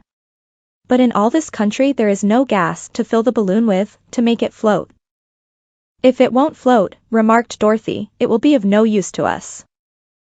"True," answered Oz, "but there is another way to make it float, which is to fill it with hot air. Hot air isn't as good as gas, for if the air should get cold the balloon would come down in the desert, and we should be lost." "We," exclaimed the girl. "Are you going with me?" "Yes, of course," replied Oz. "I am tired of being such a humbug. If I should go out of this palace my people would soon discover I am not a wizard, and then they would be vexed with me for having deceived them. So I have to stay shut up in these rooms all day, and it gets tiresome. I'd much rather go back to Kansas with you and be in a circus again." "I shall be glad to have your company," said Dorothy. "Thank you," he answered. "Now, if you will help me sew the silk together, we will begin to work on our balloon." So Dorothy took a needle and thread, and as fast as Oz cut the strips of silk into proper shape the girl sewed them neatly together. First there was a strip of light green silk, then a strip of dark green and then a strip of emerald green, for Oz had a fancy to make the balloon in different shades of the color about them. It took 3 days to sew all the strips together, but when it was finished they had a big bag of green silk more than 20 feet long. Then Oz painted it on the inside with a coat of thin glue to make it airtight, after which he announced that the balloon was ready.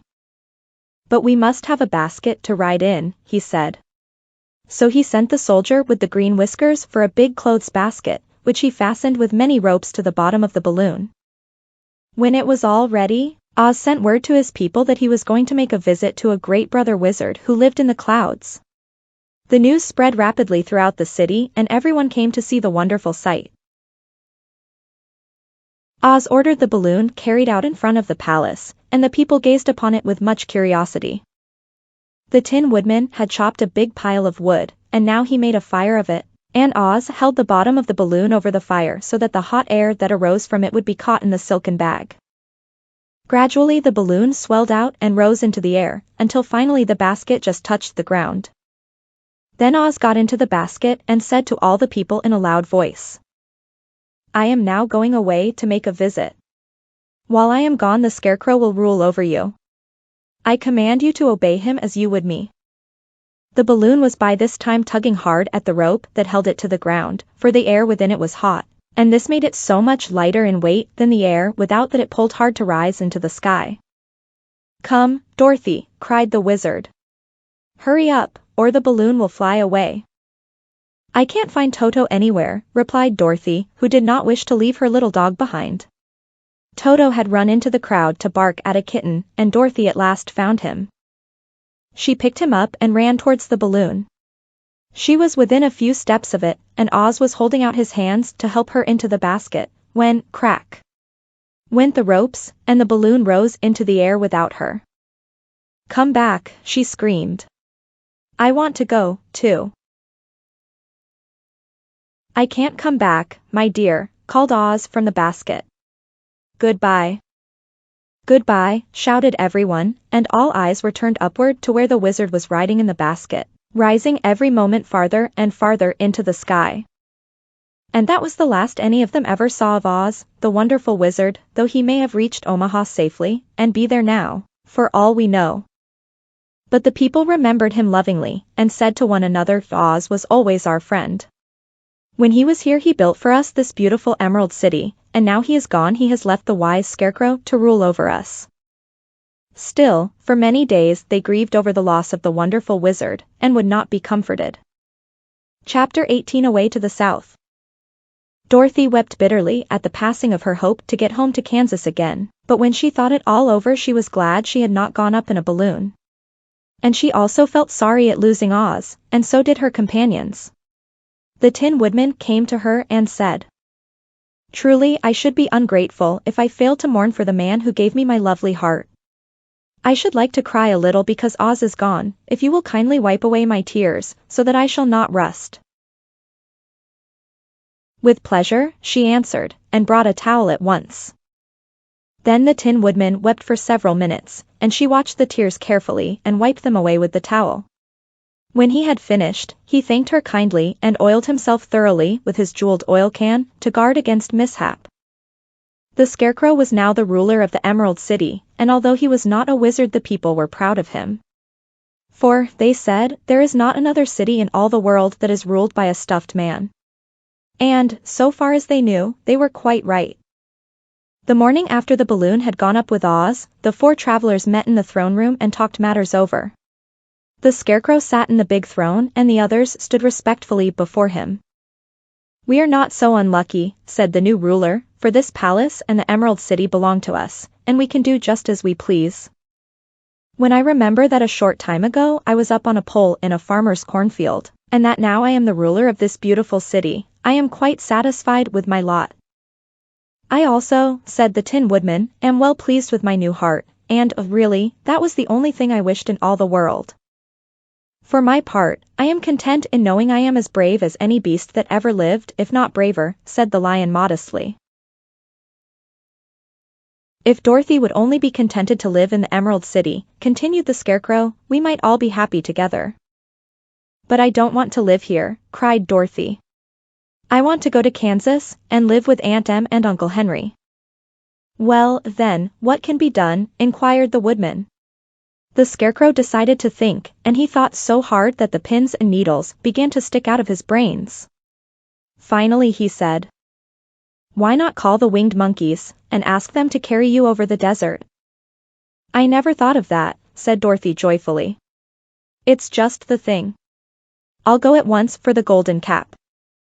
When she brought it into the throne room she spoke the magic words, and soon the band of winged monkeys flew in through the open window and stood beside her. This is the second time you have called us, said the Monkey King, bowing before the little girl. What do you wish? I want you to fly with me to Kansas, said Dorothy. But the Monkey King shook his head. That cannot be done, he said. We belong to this country alone and cannot leave it. There has never been a winged monkey in Kansas yet, and I suppose there never will be, for they don't belong there. We shall be glad to serve you in any way in our power, but we cannot cross the desert. Goodbye. And with another bow, the Monkey King spread his wings and flew away through the window, followed by all his band. Dorothy was ready to cry with disappointment. I have wasted the charm of the golden cap to no purpose, she said, for the winged monkeys cannot help me. It is certainly too bad, said the tender-hearted Woodman. The Scarecrow was thinking again, and his head bulged out so horribly that Dorothy feared it would burst. Let us call in the soldier with the green whiskers, he said, and ask his advice. So the soldier was summoned and entered the throne room timidly, for while Oz was alive he never was allowed to come farther than the door. This little girl, said the Scarecrow to the soldier, wishes to cross the desert. How can she do so? I cannot tell, answered the soldier, for nobody has ever crossed the desert, unless it is Oz himself. Is there no one who can help me? Asked Dorothy earnestly. Glinda might, he suggested. Who is Glinda? Inquired the Scarecrow. The Witch of the South. She is the most powerful of all the witches, and rules over the Quadlings. Besides, her castle stands on the edge of the desert, so she may know a way to cross it. Glinda is a good witch, isn't she? Asked the child. The Quadlings think she is good, said the soldier, and she is kind to everyone. I have heard that Glinda is a beautiful woman, who knows how to keep young in spite of the many years she has lived. How can I get to her castle? Asked Dorothy. The road is straight to the south, he answered, but it is said to be full of dangers to travelers. There are wild beasts in the woods, and a race of queer men who do not like strangers to cross their country. For this reason none of the Quadlings ever come to the Emerald City. The soldier then left them and the Scarecrow said, it seems, in spite of dangers, that the best thing Dorothy can do is to travel to the land of the south and ask Glinda to help her. For, of course, if Dorothy stays here she will never get back to Kansas. You must have been thinking again, remarked the Tin Woodman. I have, said the Scarecrow. I shall go with Dorothy, declared the Lion, for I am tired of your city and long for the woods and the country again. I am really a wild beast, you know. Besides, Dorothy will need someone to protect her. That is true, agreed the Woodman. My axe may be of service to her, so I also will go with her to the land of the south. When shall we start? Asked the Scarecrow. Are you going? They asked, in surprise. Certainly.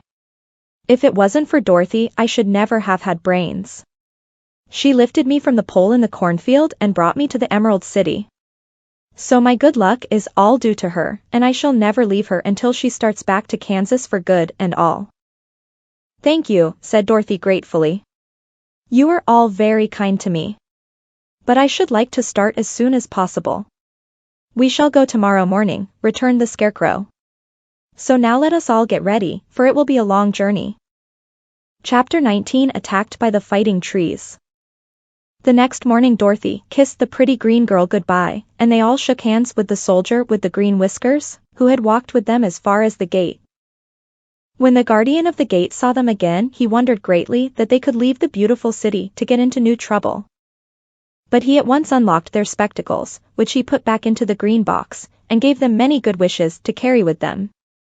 You are now our ruler, he said to the Scarecrow, so you must come back to us as soon as possible. I certainly shall if I am able, the Scarecrow replied, but I must help Dorothy to get home, first. As Dorothy bade the good-natured guardian a last farewell she said, I have been very kindly treated in your lovely city, and everyone has been good to me. I cannot tell you how grateful I am. Don't try, my dear, he answered. We should like to keep you with us, but if it is your wish to return to Kansas, I hope you will find a way. He then opened the gate of the outer wall, and they walked forth and started upon their journey. The sun shone brightly as our friends turned their faces toward the land of the south. They were all in the best of spirits, and laughed and chatted together. Dorothy was once more filled with the hope of getting home, and the Scarecrow and the Tin Woodman were glad to be of use to her. As for the lion, he sniffed the fresh air with delight and whisked his tail from side to side in pure joy at being in the country again, while Toto ran around them and chased the moths and butterflies, barking merrily all the time. "City life does not agree with me at all," remarked the lion, as they walked along at a brisk pace. "I have lost much flesh since I lived there, and now I am anxious for a chance to show the other beasts how courageous I have grown." They now turned and took a last look at the Emerald City.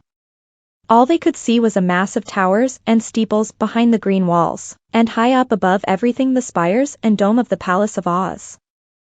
"Oz was not such a bad wizard, after all," said the Tin Woodman, as he felt his heart rattling around in his breast. "He knew how to give me brains, and very good brains, too," said the Scarecrow. "If Oz had taken a dose of the same courage he gave me," added the lion, "he would have been a brave man." Dorothy said nothing. Oz had not kept the promise he made her, but he had done his best, so she forgave him. As he said, he was a good man, even if he was a bad wizard. The first day's journey was through the green fields and bright flowers that stretched about the Emerald City on every side. They slept that night on the grass, with nothing but the stars over them, and they rested very well indeed. In the morning they traveled on until they came to a thick wood. There was no way of going around it, for it seemed to extend to the right and left as far as they could see, and, besides, they did not dare change the direction of their journey for fear of getting lost. So they looked for the place where it would be easiest to get into the forest. The Scarecrow, who was in the lead, finally discovered a big tree with such wide-spreading branches that there was room for the party to pass underneath. So he walked forward to the tree, but just as he came under the first branches they bent down and twined around him, and the next minute he was raised from the ground and flung headlong among his fellow travelers. This did not hurt the Scarecrow, but it surprised him, and he looked rather dizzy when Dorothy picked him up. "Here is another space between the trees, called the lion." "Let me try it first," said the Scarecrow, "for it doesn't hurt me to get thrown about." He walked up to another tree, as he spoke, but its branches immediately seized him and tossed him back again. "This is strange," exclaimed Dorothy. "What shall we do?" "The trees seem to have made up their minds to fight us, and stop our journey," remarked the lion. "I believe I will try it myself," said the Woodman, and shouldering his axe, he marched up to the first tree that had handled the Scarecrow so roughly. When a big branch bent down to seize him, the Woodman chopped at it so fiercely that he cut it in two. At once the tree began shaking all its branches as if in pain, and the Tin Woodman passed safely under it. "Come on," he shouted to the others. "Be quick." They all ran forward and passed under the tree without injury, except Toto, who was caught by a small branch and shaken until he howled. But the Woodman promptly chopped off the branch and set the little dog free. The other trees of the forest did nothing to keep them back, so they made up their minds that only the first row of trees could bend down their branches, and that probably these were the policemen of the forest, and given this wonderful power in order to keep strangers out of it. The four travelers walked with ease through the trees until they came to the farther edge of the wood. Then, to their surprise, they found before them a high wall which seemed to be made of white china. It was smooth, like the surface of a dish, and higher than their heads. "What shall we do now?" asked Dorothy. "I will make a ladder," said the Tin Woodman, "for we certainly must climb over the wall." Chapter 20 The Dainty China Country. While the Woodman was making a ladder from wood which he found in the forest, Dorothy lay down and slept, for she was tired by the long walk. The lion also curled himself up to sleep and Toto lay beside him. The Scarecrow watched the Woodman while he worked, and said to him, "I cannot think why this wall is here, nor what it is made of." "Rest your brains, and do not worry about the wall," replied the Woodman. "When we have climbed over it, we shall know what is on the other side." After a time the ladder was finished. It looked clumsy, but the Tin Woodman was sure it was strong and would answer their purpose. The Scarecrow waked Dorothy and the lion and Toto, and told them that the ladder was ready. The Scarecrow climbed up the ladder first, but he was so awkward that Dorothy had to follow close behind and keep him from falling off. When he got his head over the top of the wall, the Scarecrow said, "Oh, my." "Go on," exclaimed Dorothy. So the Scarecrow climbed farther up and sat down on the top of the wall, and Dorothy put her head over and cried, "Oh, my," just as the Scarecrow had done. Then Toto came up, and immediately began to bark, but Dorothy made him be still. The lion climbed the ladder next, and the Tin Woodman came last, but both of them cried, "Oh, my," as soon as they looked over the wall. When they were all sitting in a row on the top of the wall, they looked down and saw a strange sight. Before them was a great stretch of country having a floor as smooth and shining and white as the bottom of a big platter. Scattered around were many houses made entirely of china and painted in the brightest colors. These houses were quite small, the biggest of them reaching only as high as Dorothy's waist. There were also pretty little barns, with china fences around them, and many cows and sheep and horses and pigs and chickens, all made of china, were standing about in groups. But the strangest of all were the people who lived in this queer country. There were milkmaids and shepherdesses, with brightly colored bodices and golden spots all over their gowns, and princesses with most gorgeous frocks of silver and gold and purple, and shepherds dressed in knee breeches with pink and yellow and blue stripes down them, and golden buckles on their shoes, and princes with jeweled crowns upon their heads, wearing ermine robes and satin doublets, and funny clowns in ruffled gowns, with round red spots upon their cheeks and tall, pointed caps. And, strangest of all, these people were all made of china, even to their clothes, and were so small that the tallest of them was no higher than Dorothy's knee. No one did so much as look at the travelers at first, except one little purple china dog with an extra-large head, which came to the wall and barked at them in a tiny voice, afterwards running away again. "How shall we get down?" asked Dorothy. They found the ladder so heavy they could not pull it up. So the Scarecrow fell off the wall and the others jumped down upon him so that the hard floor would not hurt their feet. Of course they took pains not to light on his head and get the pins in their feet. When all were safely down they picked up the Scarecrow, whose body was quite flattened out, and patted his straw into shape again. "We must cross this strange place in order to get to the other side," said Dorothy, "for it would be unwise for us to go any other way except due south." They began walking through the country of the China people, and the first thing they came to was a China milkmaid milking a China cow. As they drew near, the cow suddenly gave a kick and kicked over the stool, the pail, and even the milkmaid herself, and all fell on the china ground with a great clatter. Dorothy was shocked to see that the cow had broken her leg off, and that the pail was lying in several small pieces, while the poor milkmaid had a nick in her left elbow. "There," cried the milkmaid angrily. "See what you have done. My cow has broken her leg, and I must take her to the mender's shop and have it glued on again. What do you mean by coming here and frightening my cow?" "I'm very sorry," returned Dorothy. "Please forgive us." But the pretty milkmaid was much too vexed to make any answer. She picked up the leg sulkily and led her cow away, the poor animal limping on 3 legs. As she left them, the milkmaid cast many reproachful glances over her shoulder at the clumsy strangers, holding her nicked elbow close to her side. Dorothy was quite grieved at this mishap. "We must be very careful here," said the kind-hearted Woodman, "or we may hurt these pretty little people so they will never get over it." A little farther on Dorothy met a most beautifully dressed young princess, who stopped short as she saw the strangers and started to run away. Dorothy wanted to see more of the princess, so she ran after her. But the China girl cried out, "Don't chase me! Don't chase me!" She had such a frightened little voice that Dorothy stopped and said, "Why not?" "Because," answered the princess, also stopping, "a safe distance away, if I run I may fall down and break myself." "But could you not be mended?" asked the girl. "Oh, yes, but one is never so pretty after being mended, you know," replied the princess. "I suppose not," said Dorothy. "Now there is Mr. Joker, one of our clowns," continued the China lady, "who is always trying to stand upon his head. He has broken himself so often that he is mended in 100 places, and doesn't look at all pretty. Here he comes now, so you can see for yourself.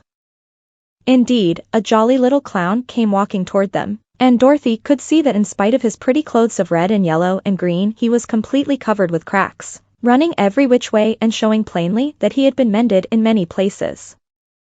The clown put his hands in his pockets, and after puffing out his cheeks and nodding his head at them saucily, he said, "My lady fair, why do you stare at poor old Mr. Joker? You're quite as stiff and prim as if you'd eaten up a poker." "Be quiet, sir," said the princess. "Can't you see these are strangers, and should be treated with respect?" "Well, that's respect, I expect," declared the clown, and immediately stood upon his head. "Don't mind Mr. Joker," said the princess to Dorothy. "He is considerably cracked in his head, and that makes him foolish." "Oh, I don't mind him a bit," said Dorothy. "But you are so beautiful," she continued, "that I am sure I could love you dearly. Won't you let me carry you back to Kansas, and stand you on Aunt Em's mantle? I could carry you in my basket." "That would make me very unhappy," answered the China princess. "You see, here in our country we live contentedly, and can talk and move around as we please. But whenever any of us are taken away our joints at once stiffen, and we can only stand straight and look pretty. Of course that is all that is expected of us when we are on mantles and cabinets and drawing-room tables, but our lives are much pleasanter here in our own country." "I would not make you unhappy for all the world," exclaimed Dorothy. "So I'll just say goodbye." "Goodbye," replied the princess. They walked carefully through the China country. The little animals and all the people scampered out of their way, fearing the strangers would break them, and after an hour or so the travelers reached the other side of the country and came to another China wall. It was not so high as the first, however, and by standing upon the lion's back they all managed to scramble to the top. Then the lion gathered his legs under him and jumped on the wall, but just as he jumped, he upset a China church with his tail and smashed it all to pieces. "That was too bad," said Dorothy. "But really I think we were lucky in not doing these little people more harm than breaking a cow's leg in a church. They are all so brittle." "They are, indeed," said the Scarecrow, "and I am thankful I am made of straw and cannot be easily damaged. There are worse things in the world than being a scarecrow." Chapter 21. The Lion becomes the King of Beasts. After climbing down from the China wall the travelers found themselves in a disagreeable country, full of bogs and marshes and covered with tall, rank grass. It was difficult to walk without falling into muddy holes, for the grass was so thick that it hid them from sight. However, by carefully picking their way, they got safely along until they reached solid ground. But here the country seemed wilder than ever, and after a long and tiresome walk through the underbrush they entered another forest, where the trees were bigger and older than any they had ever seen. "This forest is perfectly delightful," declared the lion, looking around him with joy. "Never have I seen a more beautiful place."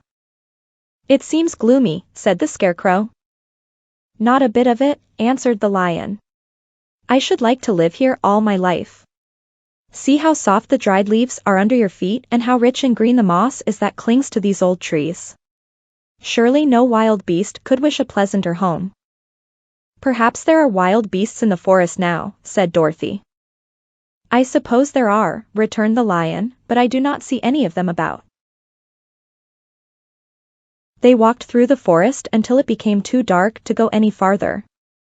Dorothy and Toto and the lion lay down to sleep, while the Woodman and the Scarecrow kept watch over them as usual. When morning came, they started again. Before they had gone far they heard a low rumble, as of the growling of many wild animals. Toto whimpered a little, but none of the others was frightened, and they kept along the well-trodden path until they came to an opening in the wood, in which were gathered hundreds of beasts of every variety. There were tigers and elephants and bears and wolves and foxes and all the others in the natural history, and for a moment Dorothy was afraid. But the lion explained that the animals were holding a meeting, and he judged by their snarling and growling that they were in great trouble. As he spoke several of the beasts caught sight of him, and at once the great assemblage hushed as if by magic. The biggest of the tigers came up to the lion and bowed, saying, "Welcome, O King of Beasts. You have come in good time to fight our enemy and bring peace to all the animals of the forest once more. What is your trouble? Asked the lion quietly. We are all threatened, answered the tiger, by a fierce enemy which has lately come into this forest. It is a most tremendous monster, like a great spider, with a body as big as an elephant and legs as long as a tree trunk. It has 8 of these long legs, and as the monster crawls through the forest he seizes an animal with a leg and drags it to his mouth, where he eats it as a spider does a fly. Not one of us is safe while this fierce creature is alive, and we had called a meeting to decide how to take care of ourselves when you came among us. The lion thought for a moment. Are there any other lions in this forest? He asked. No, there were some, but the monster has eaten them all. And, besides, they were none of them nearly so large and brave as you. If I put an end to your enemy, will you bow down to me and obey me as king of the forest? Inquired the lion. We will do that gladly, returned the tiger, and all the other beasts roared with a mighty roar, we will. Where is this great spider of yours now? Asked the lion. Yonder, among the oak trees, said the tiger, pointing with his forefoot. Take good care of these friends of mine, said the lion, and I will go at once to fight the monster. He bade his comrades goodbye and marched proudly away to do battle with the enemy. The great spider was lying asleep when the lion found him, and it looked so ugly that its foe turned up his nose in disgust. Its legs were quite as long as the tiger had said, and its body covered with coarse black hair. It had a great mouth, with a row of sharp teeth a foot long, but its head was joined to the pudgy body by a neck as slender as a wasp's waist. This gave the lion a hint of the best way to attack the creature, and as he knew it was easier to fight it asleep than awake, he gave a great spring and landed directly upon the monster's back. Then, with one blow of his heavy paw, all armed with sharp claws, he knocked the spider's head from its body. Jumping down, he watched it until the long legs stopped wiggling, when he knew it was quite dead. The lion went back to the opening where the beasts of the forest were waiting for him and said proudly, You need fear your enemy no longer. Then the beasts bowed down to the lion as their king, and he promised to come back and rule over them as soon as Dorothy was safely on her way to Kansas. Chapter 22 The Country of the Quadlings. The 4 travelers passed through the rest of the forest in safety, and when they came out from its gloom saw before them a steep hill, covered from top to bottom with great pieces of rock. That will be a hard climb, said the Scarecrow, but we must get over the hill, nevertheless. So he led the way and the others followed. They had nearly reached the first rock when they heard a rough voice cry out, Keep back. Who are you? Asked the Scarecrow.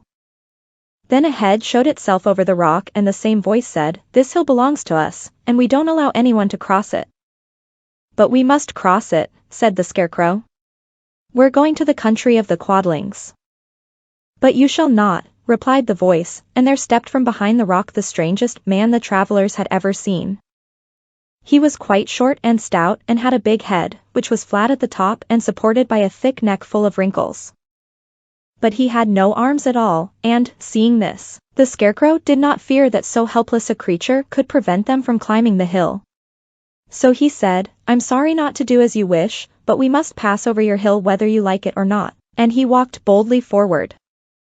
As quick as lightning the man's head shot forward and his neck stretched out until the top of the head, where it was flat, struck the Scarecrow in the middle and sent him tumbling, over and over, down the hill. Almost as quickly as it came the head went back to the body, and the man laughed harshly as he said, It isn't as easy as you think. A chorus of boisterous laughter came from the other rocks, and Dorothy saw hundreds of the armless hammerheads upon the hillside, one behind every rock. The lion became quite angry at the laughter caused by the Scarecrow's mishap, and giving a loud roar that echoed like thunder, he dashed up the hill. Again a head shot swiftly out, and the great lion went rolling down the hill as if he had been struck by a cannonball. Dorothy ran down and helped the Scarecrow to his feet, and the lion came up to her, feeling rather bruised and sore, and said, It is useless to fight people with shooting heads, no one can withstand them. What can we do, then? She asked. Call the winged monkeys, suggested the Tin Woodman. You have still the right to command them once more. Very well, she answered, and putting on the golden cap she uttered the magic words. The monkeys were as prompt as ever, and in a few moments the entire band stood before her. "What are your commands?" inquired the king of the monkeys, bowing low. "Carry us over the hill to the country of the Quadlings," answered the girl. "It shall be done," said the king, and at once the winged monkeys caught the four travelers and Toto up in their arms and flew away with them. As they passed over the hill, the hammerheads yelled with vexation, and shot their heads high in the air, but they could not reach the winged monkeys, which carried Dorothy and her comrades safely over the hill and set them down in the beautiful country of the Quadlings. "This is the last time you can summon us," said the leader to Dorothy, "so goodbye and good luck to you." "Goodbye, and thank you very much," returned the girl, and the monkeys rose into the air and were out of sight in a twinkling. The country of the Quadlings seemed rich and happy. There was field upon field of ripening grain, with well-paved roads running between, and pretty rippling brooks with strong bridges across them. The fences and houses and bridges were all painted bright red, just as they had been painted yellow in the country of the Winkies and blue in the country of the Munchkins. The Quadlings themselves, who were short and fat and looked chubby and good-natured, were dressed all in red, which showed bright against the green grass and the yellowing grain. The monkeys had set them down near a farmhouse, and the four travelers walked up to it and knocked at the door. It was opened by the farmer's wife, and when Dorothy asked for something to eat the woman gave them all a good dinner, with 3 kinds of cake and 4 kinds of cookies, and a bowl of milk for Toto. "How far is it to the castle of Glinda?" asked the child. "It is not a great way," answered the farmer's wife. "Take the road to the south and you will soon reach it." Thanking the good woman, they started afresh and walked by the fields and across the pretty bridges until they saw before them a very beautiful castle.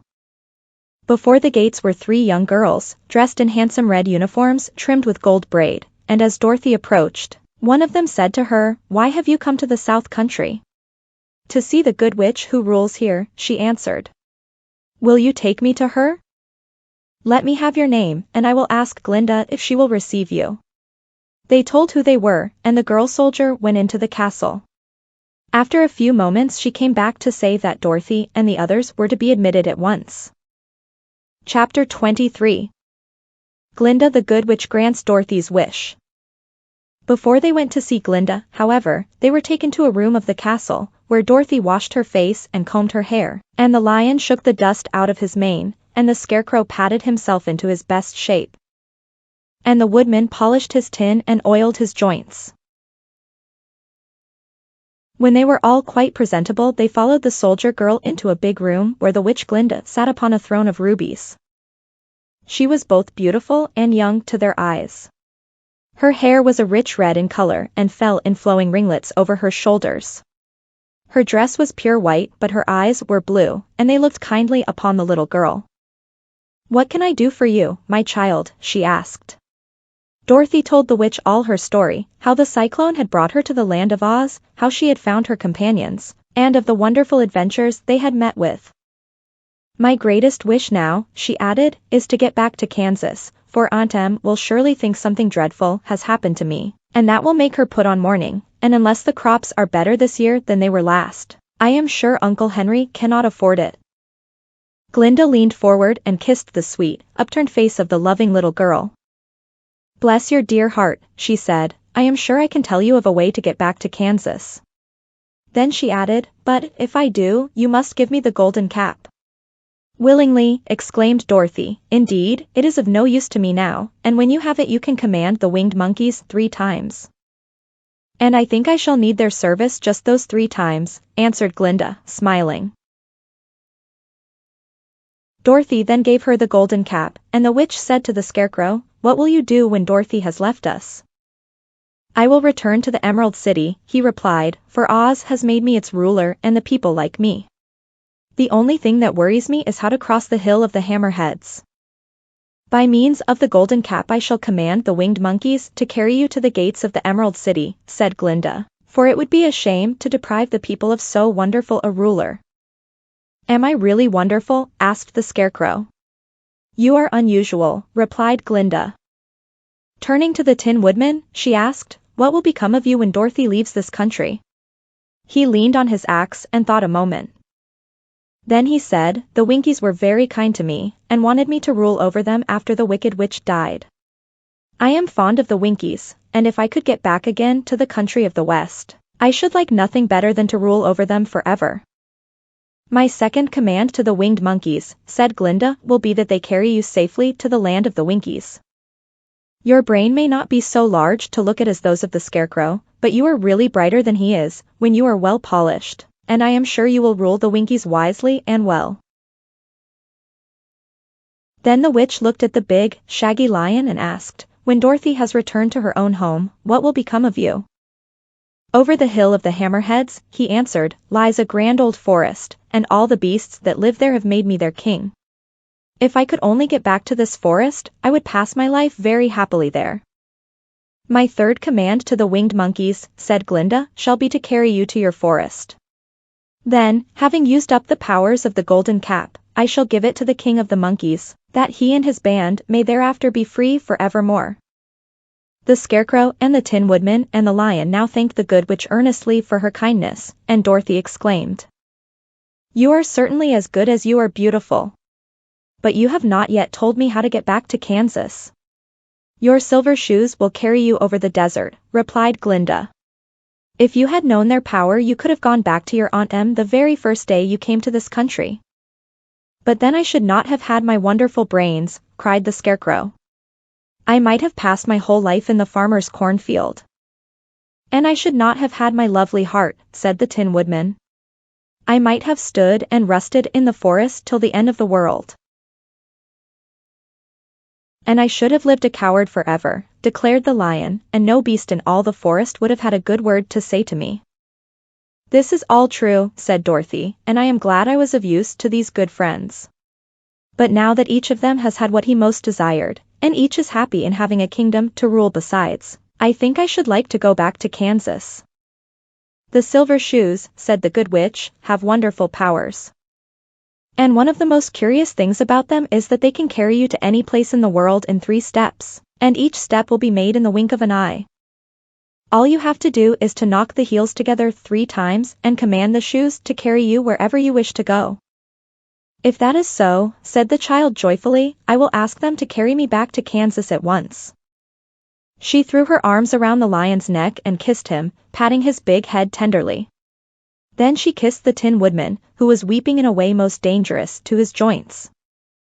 But she hugged the soft, stuffed body of the Scarecrow in her arms instead of kissing his painted face, and found she was crying herself at this sorrowful parting from her loving comrades. Glinda the Good stepped down from her ruby throne to give the little girl a goodbye kiss, and Dorothy thanked her for all the kindness she had shown to her friends and herself. Dorothy now took Toto up solemnly in her arms, and having said one last goodbye she clapped the heels of her shoes together 3 times, saying, "Take me home to Aunt Em." Instantly she was whirling through the air, so swiftly that all she could see or feel was the wind whistling past her ears. The silver shoes took but 3 steps, and then she stopped so suddenly that she rolled over upon the grass several times before she knew where she was. At length, however, she sat up and looked about her. "Good gracious," she cried. For she was sitting on the broad Kansas prairie, and just before her was the new farmhouse Uncle Henry built after the cyclone had carried away the old one. Uncle Henry was milking the cows in the barnyard, and Toto had jumped out of her arms and was running toward the barn, barking furiously. Dorothy stood up and found she was in her stocking feet. For the silver shoes had fallen off in her flight through the air, and were lost forever in the desert. Chapter 24 Home Again. Aunt Em had just come out of the house to water the cabbages when she looked up and saw Dorothy running toward her. "My darling child," she cried, folding the little girl in her arms and covering her face with kisses. "Where in the world did you come from?" "From the land of Oz," said Dorothy gravely. "And here is Toto, too. And oh, Aunt Em, I'm so glad to be at home again." The end.